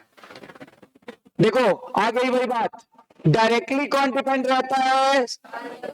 हाँ, यानी शाकाहारी। इनडायरेक्टली कौन निर्भर रहता है? कार्निवोरस। तो ये दोनों प्रोड्यूसर है कि कंज्यूमर? प्रोड्यूसर की कंज्यूमर, राइट। सैप्रोफाइट्स। हाँ, अब जरा पॉइंट इसको ब्रेक लगा दो। यहां तक चेन चल गई, सबका काम चल गया। पौधे ने खाना बनाया, मांसाहारियों का भी काम चला, शाकाहारियों का भी काम चला। शाकाहारियों का डायरेक्टली काम चला, मांसाहारियों का इनडायरेक्टली काम चला ना सबका। अब ऐसा तो है नहीं कि प्लांट अमर है, मांसाहारी अमर है, शाकाहारी अमर है। बताओ क्या हम सब अमर हैं? जो पैदा हुआ है वो मरेगा। Nobody is immortal. ठीक है ना? कोई अमर नहीं है, सब मरेंगे। ठीक है ना? यही सच्चाई है। तो एक बार बताओ, आज नहीं कल तो सब मरेंगे। प्लांट मरेगा, हार्बीवोरस मरेगा, कार्निवोरस मरेंगे। जब मरते हैं तो हमारी बॉडी को अपघटित कर दिया जाता है। एक वर्ड हिंदी में बोल रहा हूं, अपघटित। अपघटन करता सुना है? अपघटित कर दिया जाता है, बॉडी को सड़ा दिया जाता है। बॉडी सड़ के शरीर जहां से बना था वहीं पे मिल जाता है। कहते हैं शरीर तो हाँ मिट्टी का घर है, यानी शरीर मिट्टी से बना था, मिट्टी में मिल गया। ये बात सच्चाई है। बताओ जीवन की उत्पत्ति कहां से हुई? अर्थ से हुई, यानी मिट्टी से। है ना, ओशियन में भी हुई, तो मिट्टी के तत्व ही तो थे। मिट्टी से अब हम मरेंगे या कोई भी जीव मरेगा तो उसकी बॉडी सड़ जाएगी, सड़ के फिर से सब कुछ कहाँ मिल जाए, हड्डी कहाँ चली गई, मिल गई, पसली कहाँ चली गई, मिल गई, ये बॉडी के ऑर्गन क्या हो गए, सड़ के मिल गए मिट्टी में। अगर अगर अगर हमें जला दिया गया तो राख बन गई, राख भी कहाँ विसर्जित कर दी जाती है, गंगा में विसर्जित कर गई, या दफना भी दिया गया तो धीरे धीरे डिकम्पोज हो गई बॉडी। मतलब शरीर कहाँ से बना था, मिट्टी से, कहाँ मिल गया, मिट्टी में। रिसाइकलिंग होनी बहुत जरूरी है, रिसाइकलिंग होनी बहुत जरूरी है। अब बोलेंगे सर शेर का क्या होता होगा, शेर की बॉडी वही जहां मरा मर गया, मरने के बाद क्या होता है, धीरे धीरे बॉडी सड़ गई, बॉडी सड़ गई, मिट्टी में मिल गया। हर जीव मिट्टी में बताओ, अच्छा कोई पेड़ काट के छोड़ दो, कुछ दिन बाद वो पेड़ सड़ने लगेगा और सड़ने के बाद उसकी जड़, तना और पत्तियां सब गल जाएंगी, फिर से खाद बन जाएगा। बोलो, तो यानी क्या होता है, ये काम किसने किया, ये काम किया, हिंदी में सुनो, मृतोपजीवी, सड़ी गली चीजों पे, मरी हुई चीजों पे जो जिंदा रहते हैं उनका नाम मृतोपजीवी। इंग्लिश में सुनो, सैप्रोफाइट्स। क्या नाम है बताओ, जब कोई मर जाता है तो जो उस पे जीवित रहते हैं उसका नाम सैप्रोफाइट्स, इसको हिंदी में बोलते हैं मृतोपजीवी। और इसके दो उदाहरण हैं, एक तो कवक, फंजाई यानी कवक, और दूसरा होता है बैक्टीरिया, जो इसमें दिया नहीं है। बैक्टीरिया भी सैप्रोफिटिक है, याद रखो, ज्यादातर बैक्टीरिया भी सैप्रोफिटिक होते हैं। ये कहाँ रहते हैं, डेड और डिकेइंग, यानी सड़ी गली और मरी हुई चीजों पे, सड़ी गली और मरी हुई चीजों पे रहेंगे। कह रहे इनको खाना कहां से मिला बताओ, सड़ी गली चीजों से। फंजाई को खाना कहां मिला, इससे। कह रहे इंपॉर्टेंट बात क्या है पता करने की, कि ultimately all the food respired for the life process. बहुत इंपॉर्टेंट बात है, ध्यान देना। ये कहां से आया, फोटोसिंथेसिस। क्योंकि अगर फोटोसिंथेसिस नहीं होती तो पौधे नहीं होते तो फोटोसिंथेसिस नहीं होती, फोटोसिंथेसिस नहीं होती तो खाना नहीं बनता, खाना नहीं बनता तो मांसाहारी नहीं बनते, मांसाहारी नहीं बनते तो शाकाहारी नहीं बनते, शाकाहारी नहीं बनते, शाकाहारी नहीं बनते तो मांसाहारी नहीं बनते। मतलब कुल मिला के एक चेन है, वो चेन डिस्टर्ब हो जाती। यानी जितना भी खाना भोजन आ रहा है पृथ्वी पे, वो कौन ला रहा है, फोटोसिंथेसिस द्वारा। कौन बना रहा है, प्लांट्स। इस चैप्टर में हम एक शब्द यूज करेंगे जो पहले ही बता चुके आते आते, क्या नाम था, सेलुलर एक्सप्रेशन का मतलब होता है क्या, break down of food material within the cell. क्या करने के लिए, टू रिलीज द एनर्जी, किस रूप में, एटीपी, ये तो लिखा है। और उसे एनर्जी को पकड़ के हम क्या बना देंगे, एटीपी। एनर्जी हीट के फॉर्म में निकलेगी, बताया था आपको, एनर्जी हीट के फॉर्म में निकलेगी, उसी हीट को कन्वर्ट करके हम एटीपी का निर्माण कर लेंगे। यही इस चैप्टर का एम है। दिस चैप्टर, ये चैप्टर में डील किया जाएगा क्या, सेलुलर रेस्पिरेशन। क्या डील करेंगे,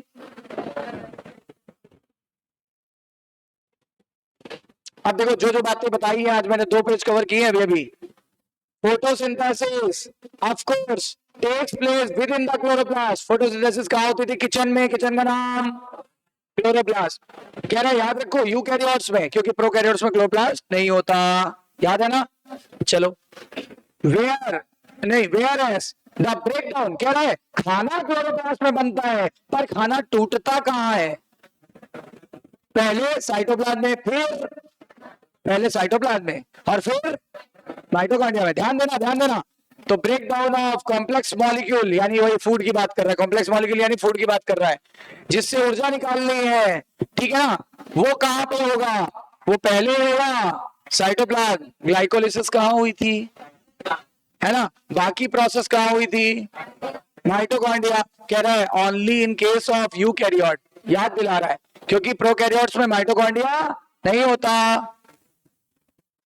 और वैसे भी अपन क्या पढ़ रहे हैं, चैप्टर का नाम क्या है, चैप्टर का नाम है respiration in plant prokaryotic cell है कि यूकैरियोटिक, प्लांट प्रोकैरियोटिक सेल है कि यूकैरियोटिक। तो फिर प्लांट के बारे, यूकैरियोट के बारे में ही सोचो ना, प्रोकैरियोट के बारे में क्या, क्यों ही सोचना, सही है कि नहीं। बताओ खाने में क्या है, मटर पनीर है, खाने में क्या है, ब्रेड पकौड़ा। अरे वो नहीं पूछ रहे हैं, इस खाने में क्या है, हाँ कार्बन कार्बन बॉन्ड, इस खाने में क्या है। तो ब्रेकिंग ऑफ, हम किसको ब्रेक करेंगे, बताया था कि नहीं बताया था? थीम बन गई कि नहीं बन गई? बताओ। थोड़ा सा ब्रेक करने की बात यहां तक कर ले, फिर एक बार रोकेंगे, फिर पूछते रुक जाओ। कार्बन कार्बन बॉन्ड जो कि कॉम्प्लेक्स कंपाउंड, ये कॉम्प्लेक्स कंपाउंड किसको बोल रहा है? सुक्रोज, स्टार्च, ग्लूकोज, कोई भी हो, इन्हीं को बोल रहा है, खाने को बोल रहा है। कैसे कराएंगे? ऑक्सीडेशन द्वारा कि रिडक्शन द्वारा? सेल के अंदर कराएंगे, सेल के बाहर कराएंगे? अच्छा, इसके बाद क्या निकलेगी? बहुत सारी ऊर्जा निकलेगी, बहुत सारी ऊर्जा यानी एनर्जी निकलेगी। इसी ऊर्जा निकलने की प्रोसेस का नाम, ठीक है, जो कंपाउंड को अपन ऑक्सीडाइज कराएंगे, जो कंपाउंड को अपन ऑक्सीडाइज कराएंगे, ठीक है ना, इस प्रोसेस के दौरान उसे बोलेंगे रेस्पिरेटरी सबस्ट्रेट। यानी जो भी भोजन है जिससे ऊर्जा मिलने की संभावना है उसे रेस्पिरेटरी सबस्ट्रेट बोलेंगे। मैं कुछ बातें पूछ रहा हूं, प्रोटीन खाएंगे ऊर्जा मिलेगी कि नहीं? नींबू का जूस पिएंगे ऊर्जा मिलेगी कि नहीं? ऑर्गेनिक एसिड है, सिट्रिक एसिड है। एप्पल खाएंगे, मैलिक एसिड है, ऊर्जा मिलेगी कि नहीं? है ना? ऐसे बहुत सारे एसिड। टोमेटो खाएंगे, ऑक्सैलिक एसिड होता है, खट्टा खट्टा एसिड, खट्टे स्वभाव के होते हैं, एसिड खट्टे स्वभाव के होते हैं। टोमेटो में कौन सा एसिड? एप्पल में कौन सा एसिड? मालिक एसिड। अरे मैलिक एसिड कौन सा एसिड? हाँ, मालिक एसिड। अच्छा, ऑक्सैलिक एसिड किसमें होता है? टोमेटो में। जिन लोगों को पथरी होती है ना, उनको टमाटो नहीं खाना चाहिए, क्योंकि पथरी किसकी बनी होती है? ऑक्सलेट सॉल्ट के। और आप खा क्या रहे हो? जिस चीज की दिक्कत है वही झेले पड़े हो। क्या खा रहे हो? टोमेटो, है ना? टोमेटो लोग खा रहे हैं और उन्हें पथरी है, तो क्या नहीं खाना चाहिए? क्यों? क्योंकि ऑक्सलेट सॉल्ट से पथरी बनती है। और वो लोग क्या खाते हैं? टोमेटो। और भी बहुत सारी चीजें होती है कि याद दिलाने के लिए तरीका बता रहा हूँ। चलो, तो बताओ रेस्पिरेटरी सबस्ट्रेट में क्या आएगा? ऑर्गेनिक एसिड आएंगे, जैसे मैलिक एसिड, सिट्रिक एसिड, है ना, ऑक्सैलिक एसिड, और भी बहुत सारा एसिटिक एसिड। सिरका खाते कि नहीं खाते? अचार में सिरका होता है कि नहीं होता है? अचार में सिरका होता है कि नहीं? तो CH3COH होता है कि नहीं? तो एसिड खाते हैं कि नहीं खाते हैं? तो जब अचार खाते हो तो विचार क्यों नहीं आता? हम तो जब भी अचार खाते विचार करते हैं कि ऐसा क्यों होता है ना? तो विचार भी करो। अचार विचार करते रहना चाहिए, अचार खाते रहना चाहिए, विचार करते रहना चाहिए। समझ में आया? फिर बताओ, जल्दी से बताओ, रेस्पिरेटरी सबस्ट्रेट में क्या आएगा? कार्बोहाइड्रेट आएगा कि नहीं? कार्बोहाइड्रेट खाने पे ऊर्जा मिलती है कि नहीं मिलती? प्रोटीन खाने पे ऊर्जा मिलती है कि नहीं मिलती? फैट खाने पे ऊर्जा मिलती है कि नहीं मिलती? पानी पीने पे ऊर्जा मिलती है? नहीं सर, पानी से तो डिहाइड्रेशन रुकता है, पानी में ऊर्जा नहीं है। अगर पानी में ऊर्जा है तो कोई गरीबी के मारे ना मरे, भूखमरी के मारे ना मरे। क्यों लाइन लगा के राशन लोग लेते हैं गरीब लोग, है ना? कारण ये है क्योंकि पानी में ऊर्जा नहीं है। पानी केवल बॉडी को डिहाइड्रेशन से बचाता है। अपन पढ़ चुके हैं कहाँ पे? डाइजेशन में। नहीं पढ़ चुके? पाचन तंत्र, digestive system, digestion and absorption, animal physiology का पहला चैप्टर पढ़ चुके हैं नहीं पढ़ चुके? ठीक है ना? अच्छा, ये बताओ, क्या मिनरल में ऊर्जा है? मिनरल से हमें ऊर्जा मिलती है? नहीं सर, मिनरल से ऊर्जा कहां मिलती है? मिनरल ऊर्जा नहीं देते, केवल हमारे मेटाबॉलिज्म को कंट्रोल करते हैं। क्या हार्मोन से ऊर्जा मिलती है? हार्मोन सर अभी लेटेस्ट पढ़ा है, देखो गलत करोगे तो मैं वहां चला जाऊं। बताओ जल्दी से, हार्मोन से ऊर्जा मिलती कि नहीं मिलती? तभी तो आपकी एनसीईआरटी ने और आपने की बात कही थी, they are non nutrient, they are non nutrient. याद आया? इंटरेक्शन से पढ़ो, जितना ज्यादा इंटरेक्शन से पढ़ोगे आपको उतना अच्छे से चीजें याद होंगी। हम देखो एक एक चीज देखो बताते हैं इसीलिए ताकि आपका दिमाग बिल्कुल क्रिएटिव हो जाए। और जब दिमाग क्रिएटिव हो जाएगा ना, बायो यू हो जाएगी। देखो मैं जो तरीके बताता हूँ वो तरीके बस अडेप्ट करो। कोई चीज ना याद हो, जितनी चीज नहीं याद हो रही है उसको लिख के पढ़ो एक बार। कोई भी चीज नहीं याद हो रही है लिख के पढ़ो। जैसे इस चैप्टर में लिखने लायक एक चीज है ग्लाइकोलिसिस, लिख के जरूर पढ़ना। एक बार लिखोगे गलतियां करोगे बिना देखे, दूसरी बार लिखोगे गलतियां करोगे। चैलेंज कर रहा हूं, तीसरी बार गलतियां नहीं करोगे। लिख के पहले एक बार खूब ध्यान से देखो, फिर लिख के प्रैक्टिस में लाओ, देखो चीजें कैसे नहीं हो जाएंगी। बस एक ही चीज है जो लिख के पढ़ने की है यहाँ पे, क्या? ग्लाइकोलिसिस, क्योंकि उसमें कई स्टेप है। वैसे मैं पूरी लॉजिकली याद कराऊंगा आपको, फिर भी देखते हैं। तो रेस्पिरेटरी सबस्ट्रेट अपने को क्लियर हो गया? बताओ क्या मिनरल रेस्पिरेटरी सबस्ट्रेट में आएगा? ऑर्गेनिक एसिड आएगा। अच्छा बताओ, ग्लूकोज, सुक्रोज, क्यों कार्बोहाइड्रेट है। अच्छा बटर, घी, तेल क्योंकि फैट है। अच्छा दाल, नॉनवेज, सोयाबीन, राजमा आएगा, है ना, सब प्रोटीन है। अच्छा विटामिन से ऊर्जा मिलती क्या, तो विटामिन रेस्पिरेटरी सब्सट्रेट नहीं है, मिनरल भी रेस्पिरेटरी सब्सट्रेट नहीं है, वाटर रेस्पिरेटरी सब्सट्रेट नहीं है। बिल्कुल क्लियर, दिमाग में सब कुछ बैठ गया। चलिए आगे बढ़ते हैं।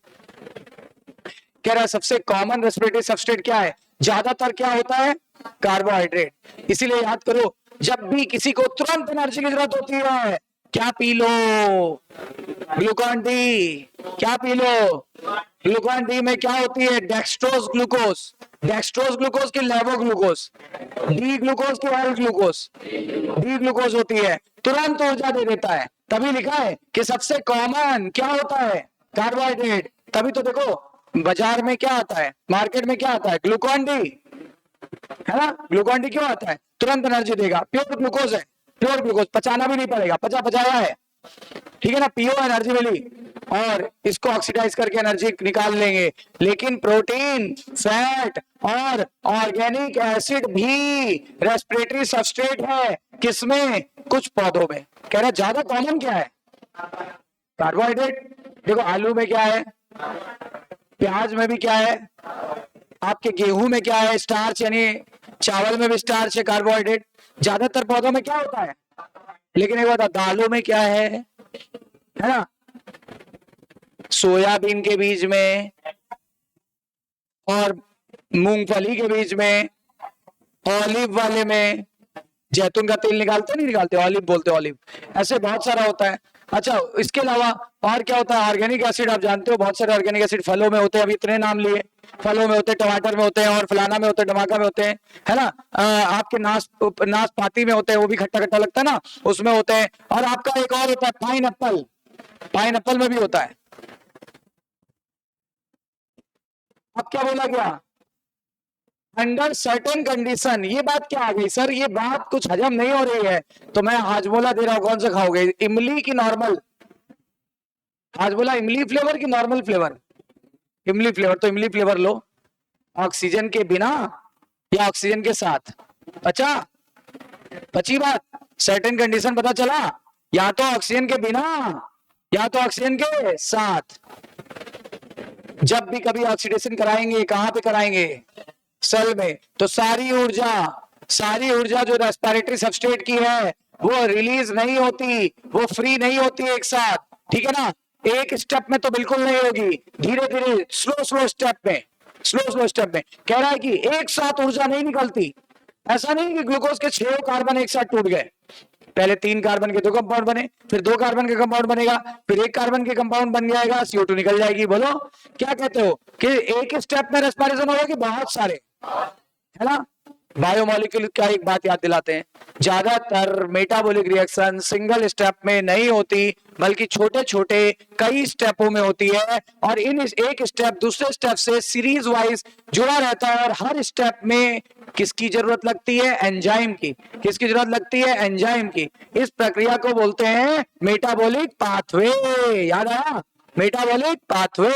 एक चैप्टर दूसरे से जुड़ा हुआ है, बात ध्यान से सुनते जाओगे तो होता जाएगा। बताओ क्या कोई भी हमारी बॉडी में रिएक्शन सिंगल स्टेप होती है, बहुत कम, ज्यादातर कैसे होती है, मल्टी स्टेप, छोटे छोटे चरणों में चलती है, एक स्टेप दूसरे स्टेप से सीरीज वाइज जुड़ा कि पैरेलल, ए से बी बना, बी से सी से डी से, तो सीरीज वाइज जुड़ी हुई है। And each step is catalysed by the enzyme, there is no uncatalytic reaction in our body. हमारी बॉडी में एक भी ऐसी रिएक्शन नहीं है जो बिना एंजाइम या कैटालिस्ट के चल सके, क्योंकि कैटालिस्ट क्या करते हैं, रेट ऑफ रिएक्शन को बढ़ा देते हैं और एक्टिवेशन एनर्जी को घटा देते हैं। समय याद आया, क्या कहते हो, रेस्पिरेशन सिंगल स्टेप में होगी कि बहुत सारे स्टेप में होगी, पूरा एक चैप्टर है भैया, अगर सिंगल स्टेप में होती अब तक चैप्टर खत्म हो गया होता।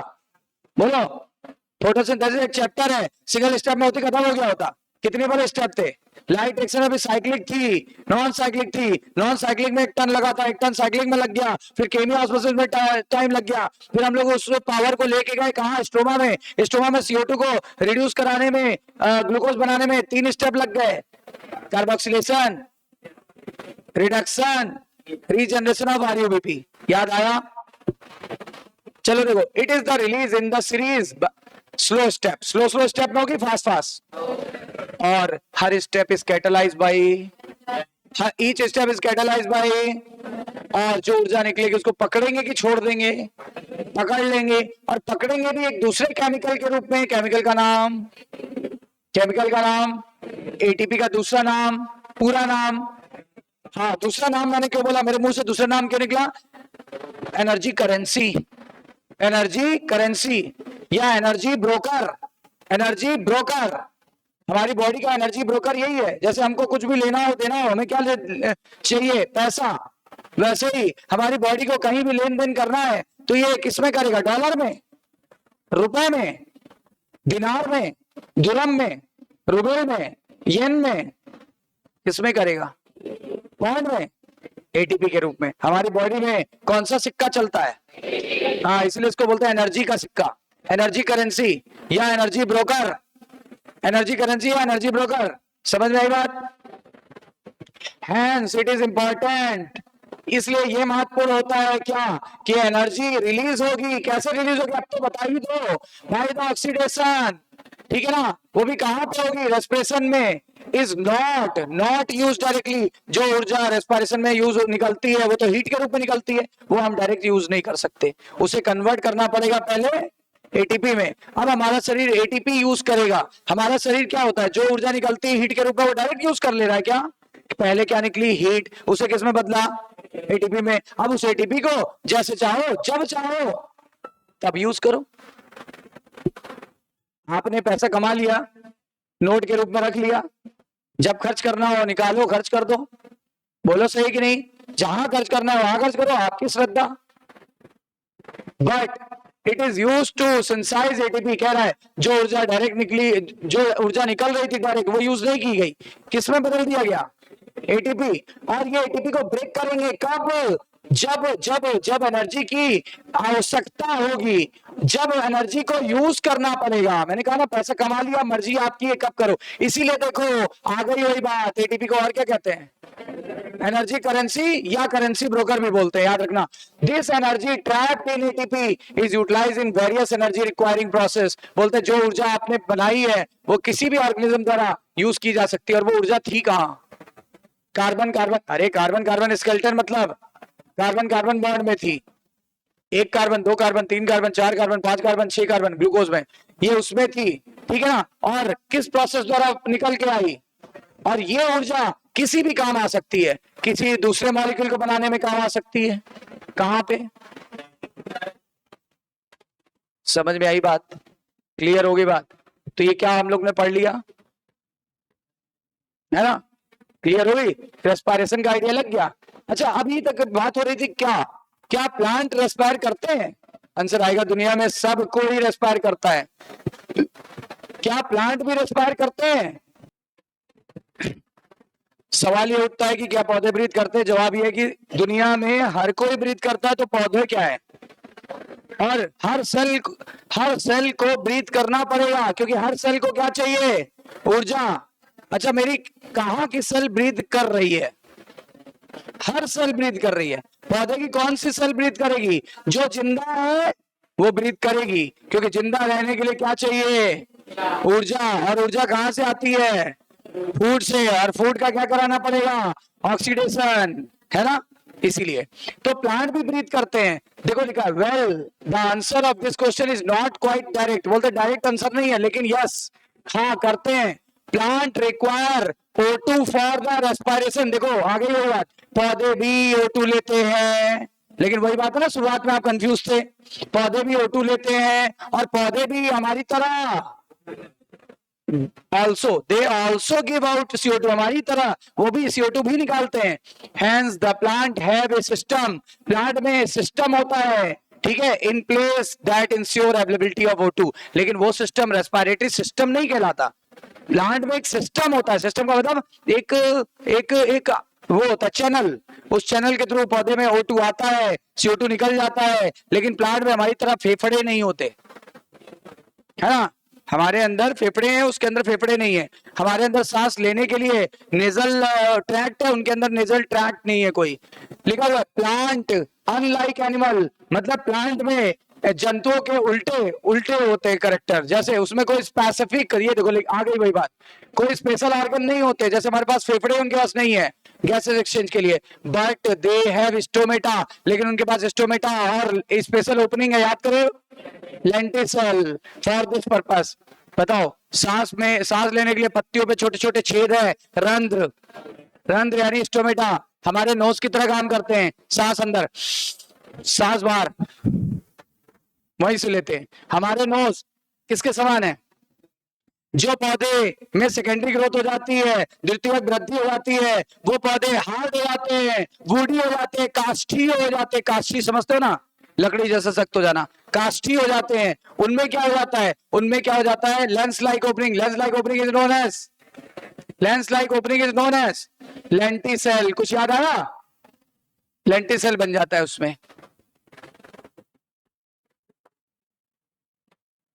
कह रहा there are several reason why the plant can get along without respiratory organ। बोलते प्लांट में रेस्पिरेटरी ऑर्गन क्यों नहीं होते?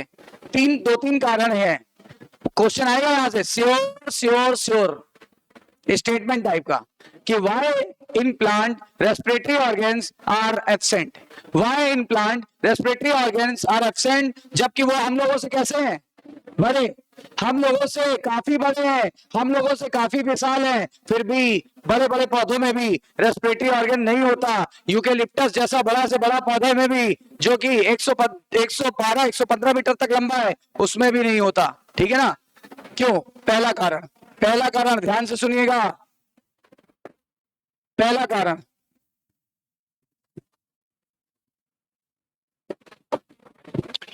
हर एक प्लांट का पार्ट अपने स्वयं का गैसेस एक्सचेंज करने में समर्थ है।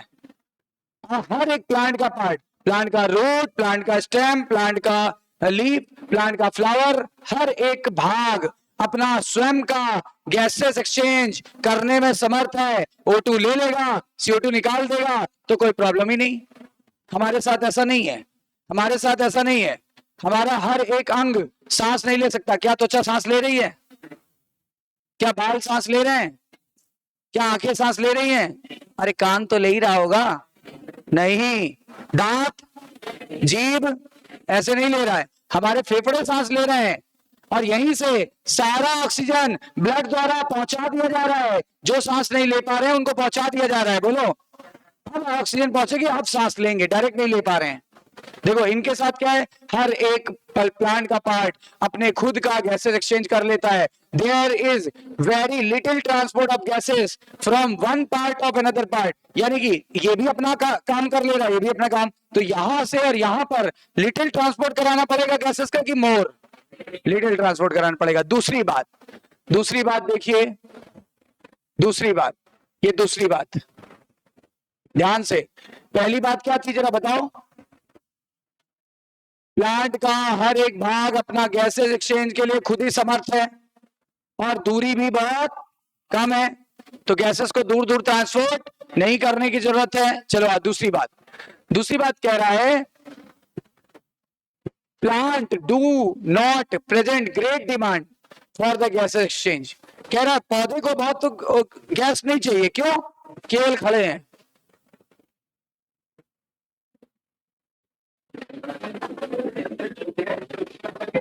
हम क्या कर रहे हैं? हम खड़े हैं, हिल रहे हैं, डुल रहे हैं, सोच रहे हैं, समझ रहे हैं। नर्वस सिस्टम तो अपने पास है, उनके पास नहीं है। एक्सक्रीटिव सिस्टम अपने पास है, उनके पास नहीं है।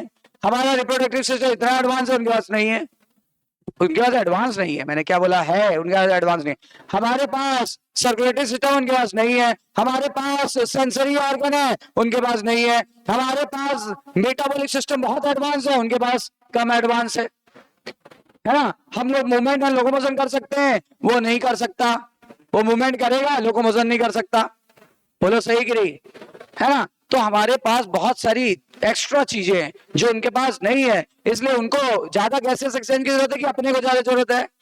अपने को ज्यादा, उनको कम चाहिए। तो क्या लिखा हुआ है? Plant do not present greater demand for the gases exchange root, stem और leaf respire at the low rate की high rate, low rate than the animal do, जैसा कि हम लोग कर पाते हैं, उनके लिए उतनी ज्यादा गैस एक्सचेंज की जरूरत नहीं है। और कह रहा है, देखो वो बात जो शुरुआत में बताया था, फोटोसिंथेसिस के दौरान जब ऑक्सीजन निकलती है तो उनकी बॉडी एब्जॉर्ब कर लेती है रेस्पिरेशन के लिए, तो प्रॉब्लम नहीं आती। अच्छा ये बताओ, हमारी मजबूरी है, हमें ऑक्सीजन कहां से लेना है? वायुमंडल से। उनको ऑक्सीजन दिन में कहां से मिल जाएगा? अंदर ही अंदर क्लोरोप्लास्ट से मिल गया था, याद करो। बाहर से वायुमंडल से ऑक्सीजन लेनी ही नहीं पड़ी। तो जब लेनी ही नहीं पड़ी तो बताओ इनके अंदर गैसेस एक्सचेंज की ज्यादा हो सकता है कि अपने अंदर ज्यादा हो सकता है? अपने अंदर ज्यादा हो सकता है। तो कह रहा है केवल फोटोसिंथेसिस के दौरान बहुत सारा वॉल्यूम ऑफ गैसेस एक्सचेंज हो जाता है। वो फिगर दिखाया था ना, फिगर एक्सचेंज हो जाता है। And each leaf is well adapted to take care of its own need during this period. हर एक पत्ती अपना खुद का गैसेस एक्सचेंज कर लेती है। फिगर अगर नहीं याद आ रहा हो तो ये वाला देखो एक बार।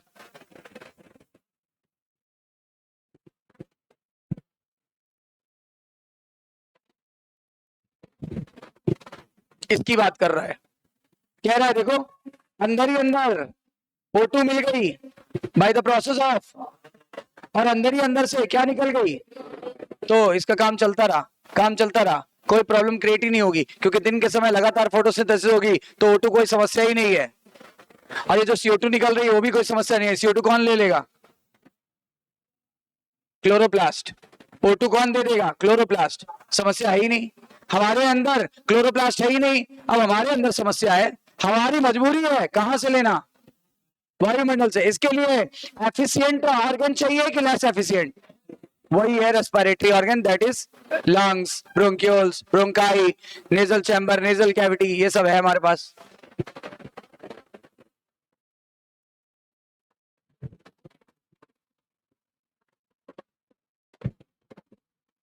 ठीक है, तो ये बात क्लियर।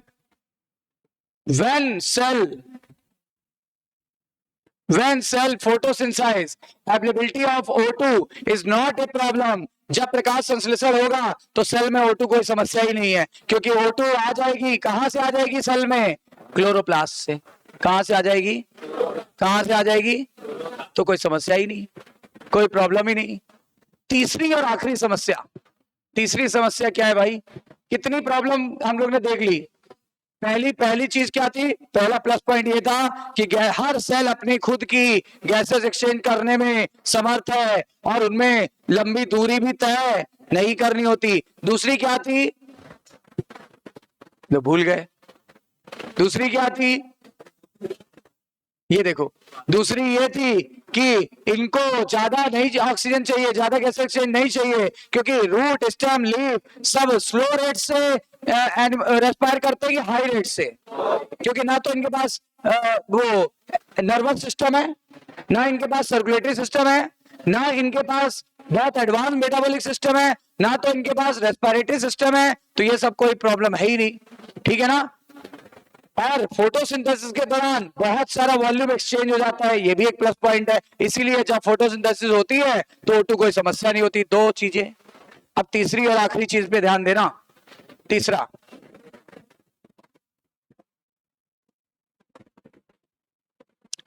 दूरी कम थी कि ज्यादा? हाँ, तो किससे काम चल जाता है? डिफ्यूजन से। कहता है चाहे लार्ज भी हो ना कोई पार्ट तो भी काम चल जाता है। कह रहा है distance that goes must diffuse even in large bulky plant is not greater. ये देखो, दूरी बहुत ज्यादा नहीं होती बल्कि पौधों में। यूकेलिप्टस जैसे बड़े पौधों में बहुत दूरी नहीं तय करनी होती है, बहुत दूरी तय नहीं करनी होती है। हर एक living cell of plant located होती है close to the surface of plant. मतलब बोलता है जो भी जीवित कोशिकाएं वो ऊपर होती है, गहराई में नहीं होती। ऊपर क्यों होती है? ताकि वायुमंडल के टच में रहे। वायुमंडल के टच में रहे तो कौन सी गैस ले लेगी और कौन सी निकाल देगी? CO2। This is true in leaves. बोलते हैं स्पेशली पत्तियों को देखो, पत्तियों में ऐसा ही होता है। लेकिन बोलते हैं जो मोटे मोटे काष्ठीय पौधे हैं, जो मोटे मोटे छाल वाले स्टेम है, उनका क्या होता होगा अभी बताया था। रूट का क्या होता है अभी बताया था। बोलते हैं living cell are organised in thin layer inside the breathe bark बोलते हैं, वो जो छाल है उसके नीचे की जो लिविंग सेल होती है कि वो क्या ब्रीद नहीं करती, वो भी करती हैं। तो उनको कहां से ऑक्सीजन मिली? एक स्पेशल ओपनिंग से। बताओ छाल में कौन सी ओपनिंग होती थी? लेंस लाइक, नाम लेंटिसेल, सेकेंडरी ग्रोथ में पढ़ा था। Lenticel is the special opening present in the woody plant. और ये सेकेंडरी ग्रोथ के बाद बनता है कि सेकेंडरी ग्रोथ के पहले बनता है? सेकेंडरी ग्रोथ के बाद बनता है। और ये जो लेंटिसेल था यही छाल के अंदर उपस्थित होता है, और छाल के अंदर जो लिविंग सेल है उनको ये सप्लाई कर देता है ऑक्सीजन। ये देखो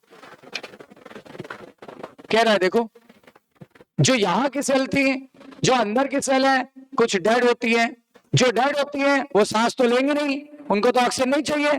तो कह रहा है वो क्या करती होंगी? वो ये काम करती है, मैकेनिकल सपोर्ट। कह रहा है पौधे का वो हिस्सा जो डेड होता है वो सांस तो लेगा नहीं, तो क्या करेगा? Mechanical support.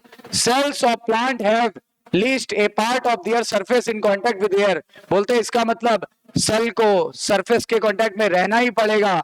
इससे क्या हो जाएगा? इससे फैसिलिटेट हो जाएगा। क्या फैसिलिटेट? बड़ा आसान हो जाएगा। क्या आसान हो जाएगा? चीजें, गैस का आना। अच्छा, गैस आराम से आए इसके लिए सेल के बीच में गैप होना चाहिए कि सेल पास होनी चाहिए? गैप। सेल लूजली पैक्ड होनी चाहिए। और लूजली पैक्ड सेल का नाम बोलो? पैरेन्काइमा। कहाँ पाई जाती है? लीप। और कहाँ? हर जगह पाई जाती है ना।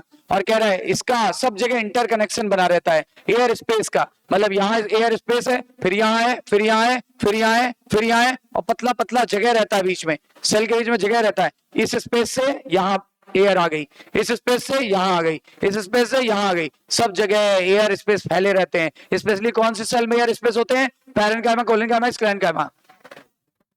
पैरेन्काइमा, पैरेन्काइमा, कोलेनकाइमा कि स्क्लेरेन्काइमा? पैरेन्काइमा में एयर स्पेस होते हैं। बोलो होते हैं कि नहीं होते हैं? ठीक है ना, ये बात क्लियर हो गई। अब एक इक्वेशन जो बचपन से पढ़ते आ रहे हैं वो देखो, बचपन से जो इक्वेशन पढ़ते आ रहे हैं वो देखो। किसी चीज को कंबस्शन कराओगे, यहां कंबस्शन से मतलब है ऑक्सीडेशन से। जब भी ग्लूकोज का कंबस्शन या ब्रेकडाउन कराएंगे, क्या क्या निकला था? CO2 plus water. और भूल मत जाना, ऊर्जा नहीं निकली थी क्या? ऊर्जा भी तो निकली थी। ये देखो CO2 प्लस वाटर प्लस ऊर्जा। ऊर्जा किस रूप में निकली थी? कि क्या कितनी एटीपी निकली थी? एक ग्लूकोज में कितनी एटीपी निकलती है? हाँ, तो देखो लिखा एंड प्रोडक्ट में ऊर्जा भी पैदा होगी। यील्ड मतलब पैदा होना। Most of the given as heat. और ज्यादातर ऊर्जा कैसे निकल जाएगी? हीट के रूप में। बोलो सही है? क्लियर है? अच्छा देखो, जब हमने फोटोसिंथेसिस पढ़ी थी, ध्यान देना दोनों उल्टा है। आते ही आते सब कुछ बता दिया था। फोटोसिंथेसिस में पौधे को कौन सी गैस चाहिए थी? और क्या चाहिए था? और क्या चाहिए थी? ये एनर्जी कहां से मिली थी? सनलाइट से। और ये रिएक्शन इस दिशा में चल रही थी। बताओ, CO2 प्लस वाटर प्लस सूरज की रोशनी बराबर क्या क्या बना था? ग्लूकोज। और क्या निकला था? तो दो फायदे थे। देखो है, ये वाली प्रोसेस कौन सी है? ये वाली प्रोसेस कौन सी है? दोनों रिवर्स है कि नहीं है? देखो, अब हम उसी खाने को तोड़ेंगे, उसी गैस की उपस्थिति में तोड़ेंगे जो फोटोसिंथेसिस में मिली थी। तो इसको इसकी प्रेजेंस में तोड़ दो, जिससे बना था उसी में टूट जाएगा। और जहां ऊर्जा नाइदर क्रिएटेड नॉट डिस्ट्रॉय, तो फिर से रिलीज हो गई। कौन सा नियम लागू हो रहा है यहाँ? फ्लोट की स्लोट? फ्लोट मतलब फर्स्ट लॉ ऑफ थर्मोडायनेमिक्स। लग रहा है नहीं लग रहा है? जो ऊर्जा हमने सनलाइट से पकड़ी थी, ये वही ऊर्जा है। सही है ना? कौन सी दो प्रोसेस बिल्कुल रिवर्स है? रिवर्स।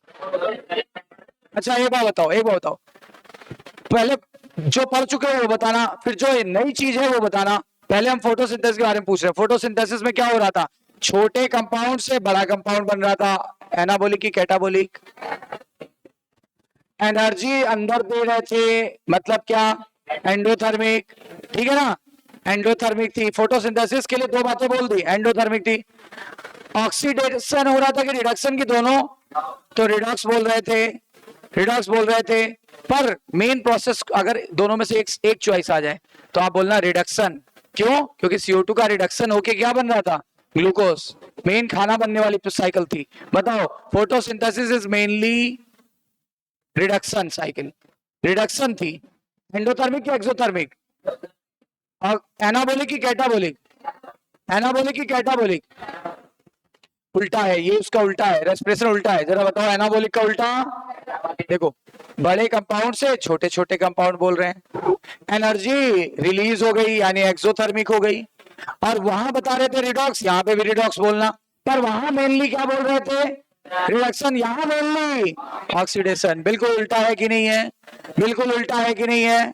चीजें क्लियर हो गई कि नहीं हो गई, क्लियर हो गई ना। अब आगे देखो जरा, this energy is useful to the cell, ये एनर्जी जो निकली बड़ी सेल के लिए बड़ी आवश्यक है। It should be able to utilise it synthesise other macromolecule. कह रहा है ये ऊर्जा कहां काम आएगी, जो भी मॉलिक्यूल बनाना है उसमें काम आएगी। आपको पहले भी बोल चुके हैं, स्ट्रेटजी प्लांट सेल में कुछ ऐसी है कि क्या बोला, अभी अभी बोल दिया है ना, बोली कि कैटाबोलिक, कैटाबोलाइज कराएंगे, किसको तोड़ेंगे, इस तरीके से तोड़ेंगे कि सारी ऊर्जा एक साथ ना निकले, वरना क्या निकल जाएगी, हीट निकल जाएगी। तो की क्या है, की ये है कि इसका ऑक्सीडेशन कराएंगे, not in one step but in छोटे छोटे स्टेप, ताकि हर स्टेप में थोड़ी थोड़ी ऊर्जा निकलती जाए और हम उसको पकड़ पकड़ के कपल करते जाए, क्या बनाते जाए, एटीपी बनाते जाए। थीम यही है ना इस पूरे साइकिल की, थीम ये है, एक साथ ऊर्जा नहीं निकालनी, धीरे धीरे ऊर्जा निकालनी है। एंड ये काम कैसे करेंगे, यही है इस चैप्टर का सारांश। जब भी कभी रेस्पिरेशन होगा, कौन सी गैस चाहिए, ऑक्सीजन, क्या निकलेगा, कार्बन डाइऑक्साइड, और क्या निकलेगा, और क्या निकलेगा, किस रूप में निकलेगी, एटीपी के रूप में। कंबसन रिएक्शन रिक्वायर ऑक्सीजन, कह रहा है कंबसन रिएक्शन के लिए क्या चाहिए, ऑक्सीजन। ये जो जिसको बोल रहा है ब्रेकडाउन या कंबसन, उसके लिए ऑक्सीजन चाहिए। But some cell live where oxygen may or may not be available, कहता कुछ ऐसी भी कोशिकाएं हैं जो जिंदा है बिना ऑक्सीजन के। बात कर रहा है एनारोबिक की तरफ ले जा रहा है, आपको किधर ले जा रहा है, कह रहा है कुछ कोशिकाएं ऐसी भी हैं वो जिंदा है, जिंदा है मतलब उनको ऊर्जा मिल रही है, उनको खाने से ऊर्जा मिल रही है, पर बिना ऑक्सीजन के। मतलब यह इशारा किस तरफ कर रहा है, एनारोबिक या एरोबिक। कह रहा है can you think such situation where organism O2 is not available. हाँ है ना, एनारोबिक बैक्टीरिया, एनारोबिक बैक्टीरिया। और हमारे अंदर भी एक जगह एनारोबिक रेस्पिरेशन होता है, बताओ कहां पे, उसी एनारोबिक रेस्पिरेशन के दौरान लैक्टिक एसिड बन गया था और हम थक गए थे, बताओ, चलो बताओ, व्हाइट मसल में, बिल्कुल सही, व्हाइट मसल में तुरंत ऑक्सीजन बन जाता, वो ऑक्सीजन खत्म हो जाता है। ऑक्सीजन जितनी जल्दी खत्म होगा उसमें क्या होने लगेगा, एनारोबिक रेस्पिरेशन। और एनारोबिक रेस्पिरेशन के बाद कौन सा एसिड बनेगा, लैक्टिक एसिड। और मैंने बोला था लैक्टिक एसिड के कारण ही वी फील टायर्ड। कौन सा एसिड हमें थका देता है, कौन सा एसिड हमें थका देता है, लैक्टिक एसिड। कह रहा है कि there are sufficient reason to believe that, कहते हैं बिना पढ़े बता दे रहा हूं पहले, कह रहा है यहां पे हमारे पास बहुत सारे रीजन है कि बिना ऑक्सीजन के रेस्पिरेशन होता है और होता था और होता है, दोनों बातें बोल रहा है। कह रहा है क्यों, पृथ्वी पर पहले ऑक्सीजन नहीं थी, जब पृथ्वी बनी तो ऑक्सीजन नहीं थी पृथ्वी पे, फ्री ऑक्सीजन नहीं थी, CO2 के रूप में थी, पानी में ऑक्सीजन बंधी हुई है, CO2 में बंधी हुई है, पर O2 नहीं थी। क्या नहीं थी, O2, SO2 थी, वाटर था, ठीक है ना, CO2 थी, सब में ऑक्सीजन थी, कंबाइंड ऑक्सीजन थी, पर फ्री ऑक्सीजन नहीं थी। अगर फ्री ऑक्सीजन नहीं थी तो क्या उस समय जो पहला जीव बना होगा वो किस हालत में सांस लेता था, एनारोबिक। तो कह रहा है याद रखो पृथ्वी पर जो जीव बना था वो एनारोबिक था। कहता आज भी एनारोबिक बैक्टीरिया अवेलेबल है और वो इस बात की पुष्टि करते हैं कि आज भी बिना ऑक्सीजन के रेस्पिरेशन हो सकता है। इवन हम जैसे कॉम्प्लेक्स ऑर्गेनिज्म में बिना ऑक्सीजन के रेस्पिरेशन हो रहा है, एंड दैट इज, हाँ वही व्हाइट मसल वाला है ना, व्हाइट मसल वाला। कौन सा एसिड बन गया, हाँ लैक्टिक एसिड, ठीक है ना। एल्कोहल बनाते हैं पता है कैसे, एनारोबिक रेस्पिरेशन द्वारा, एल्कोहल एनारोबिक रेस्पिरेशन द्वारा बनाते हैं। एसिटिक एसिड एनारोबिक रेस्पिरेशन द्वारा बनेगा, पढ़ेंगे इस प्रोसेस को, आप बोलते हो फर्मेंटेशन या किण्वन, सुना है, ठीक है ना। एनारोबिक रेस्पिरेशन को क्या बोलेंगे, फर्मेंटेशन। कह रहा है देखो हमारे सेल पे, हमारे ऐसी सेल है प्लेनेट पे जो रह रही है एटमॉस्फेयर में बिना ऑक्सीजन के रह रही है। इवन प्रेजेंट डे भी ऐसी है और तब भी थी, जब प्लेनेट बना था तब भी थी। ठीक है, we know several that adapted to, कौन से रीजन के लिए अडेप्टेड थी? एनारोबिक। कुछ ऑर्गेनिज्म ऐसे होते हैं जो फैकल्टेटिव एनारोब्स होते हैं। फैकल्टेटिव एनारोब्स, इसका क्या मतलब हुआ? फैकल्टेटिव एनारोब्स का मतलब होता है, फैकल्टेटिव का मतलब होता है ऑप्शन, इनके पास ऑप्शन है क्या बनने का? एनारोबिक बनने का। कहते हैं ये है एरोबिक मगर इनके पास ऑप्शन है क्या बनने का? एनारोबिक। आप खुद बताओ, इस समय मेरी मसल में ऑक्सीजन है, मेरी मसल कैसे ऑक्सीजन कैसे रेस्पायर कर रही है? एरोबिक। मैं थोड़ा ज्यादा और एक्सरसाइज कर लूं या बहुत काम कर लूं, मेरी मसल की ऑक्सीजन खत्म हो जाएगी। आप बताओ मेरी मसल किसकी तरफ रेस्पायर करेगी? एरोबिक क्या एनारोबिक? एरोबिक क्या एनारोबिक? एनारोबिक करेगी ना, मतलब मेरी मसल के पास क्या बनने का ऑप्शन है? एनारोबिक बनने का ऑप्शन है। तो देखो क्या लिखा है, कुछ ऐसे ऑर्गेनिज्म है जो फैकल्टेटिव एनारोब्स होते हैं, जैसे हमारी muscle, our skeletal muscle generally कैसी है? एरोबिक। लेकिन क्या ऑप्शन है इसके पास, किसकी तरफ बिहेव करेगी? Facultative anaerobes. बोलो सही है। वाइल इन अदर, कुछ ऐसे भी हैं जो एरोबिक कंडीशंस में ऑब्लिगेट रहते हैं, मतलब कह रहे हैं ना, कुछ ऐसी भी चीजें हैं जिनको, ऑब्लिगेट का मतलब होता है 100% एरोबिक। ऑब्लिगेट का मतलब 100% एरोबिक। अब बताओ हमारी कौन सी चीज है 100% एरोबिक है? इस मसल को छोड़ के सारी। ब्रेन को ऑक्सीजन ना मिले मर जाएगा, त्वचा को ऑक्सीजन ना मिले डेड हो जाएगी, हार्ट को ऑक्सीजन ना मिले मर जाएगा। आपने पढ़ा भी था, हार्ट को ऑक्सीजन नहीं मिलती सेल डेड होने लगती है, हार्ट अटैक बोलते हैं, याद करो, ठीक है ना। फिर देखो क्या लिखा है, in any case all living organism retain enzymatic machinery, बोलते हैं सभी में एंजाइम काम करता रहता है और पार्शियल ऑक्सीडाइज कर दिया जाएगा ग्लूकोज को। अब यहाँ पे थोड़ा सा सोचने की बात है, जब ऑक्सीजन नहीं होगी तो ग्लूकोज पार्शली टूटेगा, ये तभी तो कम ऊर्जा मिलेगी। और जब ऑक्सीजन होगी, जब क्या बोला मैंने अभी, जब ऑक्सीजन नहीं होगी तो ग्लूकोज कैसे टूटेगा, पूरा की पार्शियल? तो सारे बॉन्ड टूटेंगे कि कुछ कुछ टूटेंगे? कुछ कुछ टूटेंगे तो कम एटीपी मिलेगी कि ज्यादा? लेकिन जो एरोबिक एनिमल होते हैं उनका ग्लूकोज का पूरा भाग टूट जाता है, टुकड़ा टुकड़ा हो जाता है, सारी ऊर्जा निकल जाती है। तो बताओ किसमें कंप्लीट ऑक्सीडेशन होगा? एरोबिक। किसमें पार्शियल ऑक्सीडेशन होगा? ध्यान दीजिए, तो क्या लिखा हुआ है कि यहां पे बात कौन सी कर रहे थे, यहां पार्शियल वर्ड क्यों बोला गया? क्योंकि अभी हम किसकी बात कर रहे थे, एनारोबिक की एरोबिक, इसीलिए पार्शियल बोल रहा है, without the help of oxygen. और यहाँ पे ऑक्सीजन यूज नहीं होगी। और इसी तरीके के साइकिल का एक पहला चक्र है जिसका नाम है क्या? ग्लूकोज को बदलेंगे पायरुविक एसिड, और इस लीनियर पाथवे, साइक्लिक नहीं बोलना चाहिए, linear pathway, this linear pathway is known as glycolysis. अब आपको बता दें, तो आप बोलोगे सर यहाँ तो पार्शियल ऑक्सीडेशन लिखा है, क्योंकि ये स्टेप दोनों में कॉमन है। This step is common between aerobic and anaerobic. बताओ एरोबिक और एनारोबिक दोनों में कॉमन स्टेप, एरोबिक और एनारोबिक में दोनों में कॉमन स्टेप, ये स्टेप कहां चलता था? साइटोप्लाज्म। ये स्टेप कहां चलता था? एक ग्लूकोज को कितने पायरुविक एसिड में बदलेंगे, बीच में पीजीए बनेगा कि नहीं बनेगा? पीजीए बनेगा कि नहीं बनेगा? पीजीए बनेगा, और उसी पीजीए से पायरुविक एसिड बन जाएगा। समझ में आई बात? क्लियर है ना? अच्छा, इसको क्यों बोला पार्शियल ऑक्सीडेशन? क्योंकि जब भी किसी स्टेप में ऑक्सीजन यूज ना हो तो पार्शियल, और जब ऑक्सीजन यूज हो तो कंप्लीट। बताओ क्या यहाँ पे ऑक्सीजन यूज हुई, क्या लिखा हुआ है? तो क्या बोलेंगे, पार्शियल ऑक्सीडेशन की कंप्लीट, पार्शियल की कंप्लीट। अब एक मोटी मोटी एक बात जान लो, क्या समझ में आया एनसीईआरटी पढ़ के? रेस्पायरेशन दो प्रकार का होता है, बोलो, कल नोट्स बनाएंगे। एनारोबिक क्या एरोबिक? दो प्रकार का होता है, एनारोबिक क्या एरोबिक? दोनों प्रकार का होता है। इसमें O2 यूज नहीं होगी, इसमें O2 यूज होगी। यहां पर पार्शियल ऑक्सीडेशन ग्लूकोज का की कंप्लीट, यहां पार्शियल की कंप्लीट, और यहां सुनना क्या लिखे, बोलो आप बोलो, कंप्लीट। और यहाँ पे इसके स्टेप यहाँ वहां आएंगे नहीं, इसलिए यहाँ लिख देते हैं, इधर एरोबिक के लिए लिखेंगे, एनारोबिक के लिए लिखेंगे, इधर एरोबिक के लिए। पार्शियल ऑक्सीडेशन होगा तो कैसे पहचानोगे? लास्ट प्रोडक्ट देखिए, लास्ट प्रोडक्ट बनेगा कोई ना कोई ऑर्गेनिक कंपाउंड, यहाँ कोई ना कोई ऑर्गेनिक कंपाउंड बनेगा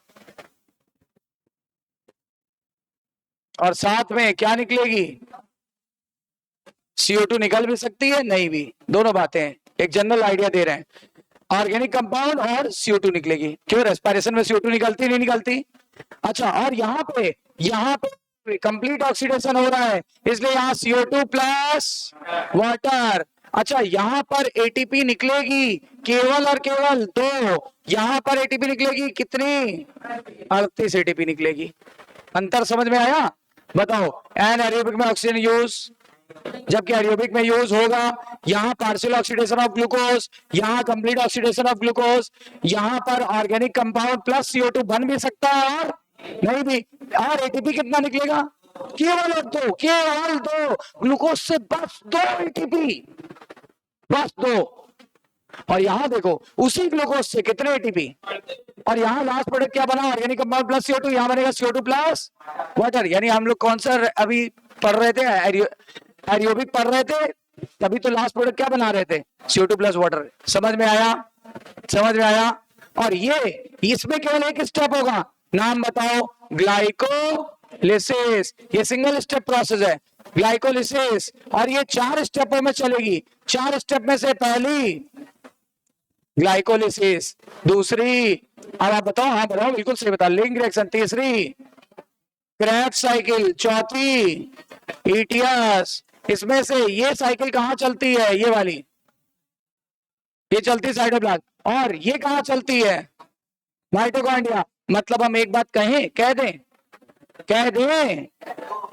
एनाएरोबिक के लिए माइटोकॉन्ड्रिया की जरूरत नहीं है, और एरोबिक के लिए माइटोकॉन्ड्रिया के बिना काम नहीं चलेगा। सही है? बताओ, एरोबिक रेस्पिरेशन के लिए क्या चाहिए ही चाहिए, क्या चाहिए ही चाहिए, माइटोकॉन्ड्रिया प्लस ऑक्सीजन। और एनाएरोबिक के लिए ना ऑक्सीजन चाहिए ना माइटोकॉन्ड्रिया चाहिए। बोलो, कहीं क्लियर हो गया? पावर हाउस की जरूरत किसको होगी, एनाएरोबिक को कि एरोबिक को? कल इसका डिस्कशन करें, नहीं डिसेक्शन करेंगे, डिस्कशन नहीं डिसेक्शन। कल इसको चीरेंगे, फाड़ेंगे, ऑर्गन निकालेंगे, किडनी निकालेंगे, इसका दिल निकालेंगे, और फिर आप समझ जाओगे ये कैसा है। सही है ना? कल इसका डिसेक्शन करेंगे, ऑपरेशन करेंगे, तो और अच्छे समझ में आ जाए। पहले बताओ, थीम बनी कि नहीं बनी, थीम बनी कि नहीं बनी? एक बार कस के बोल दो, बन गई सर। हाँ चलो,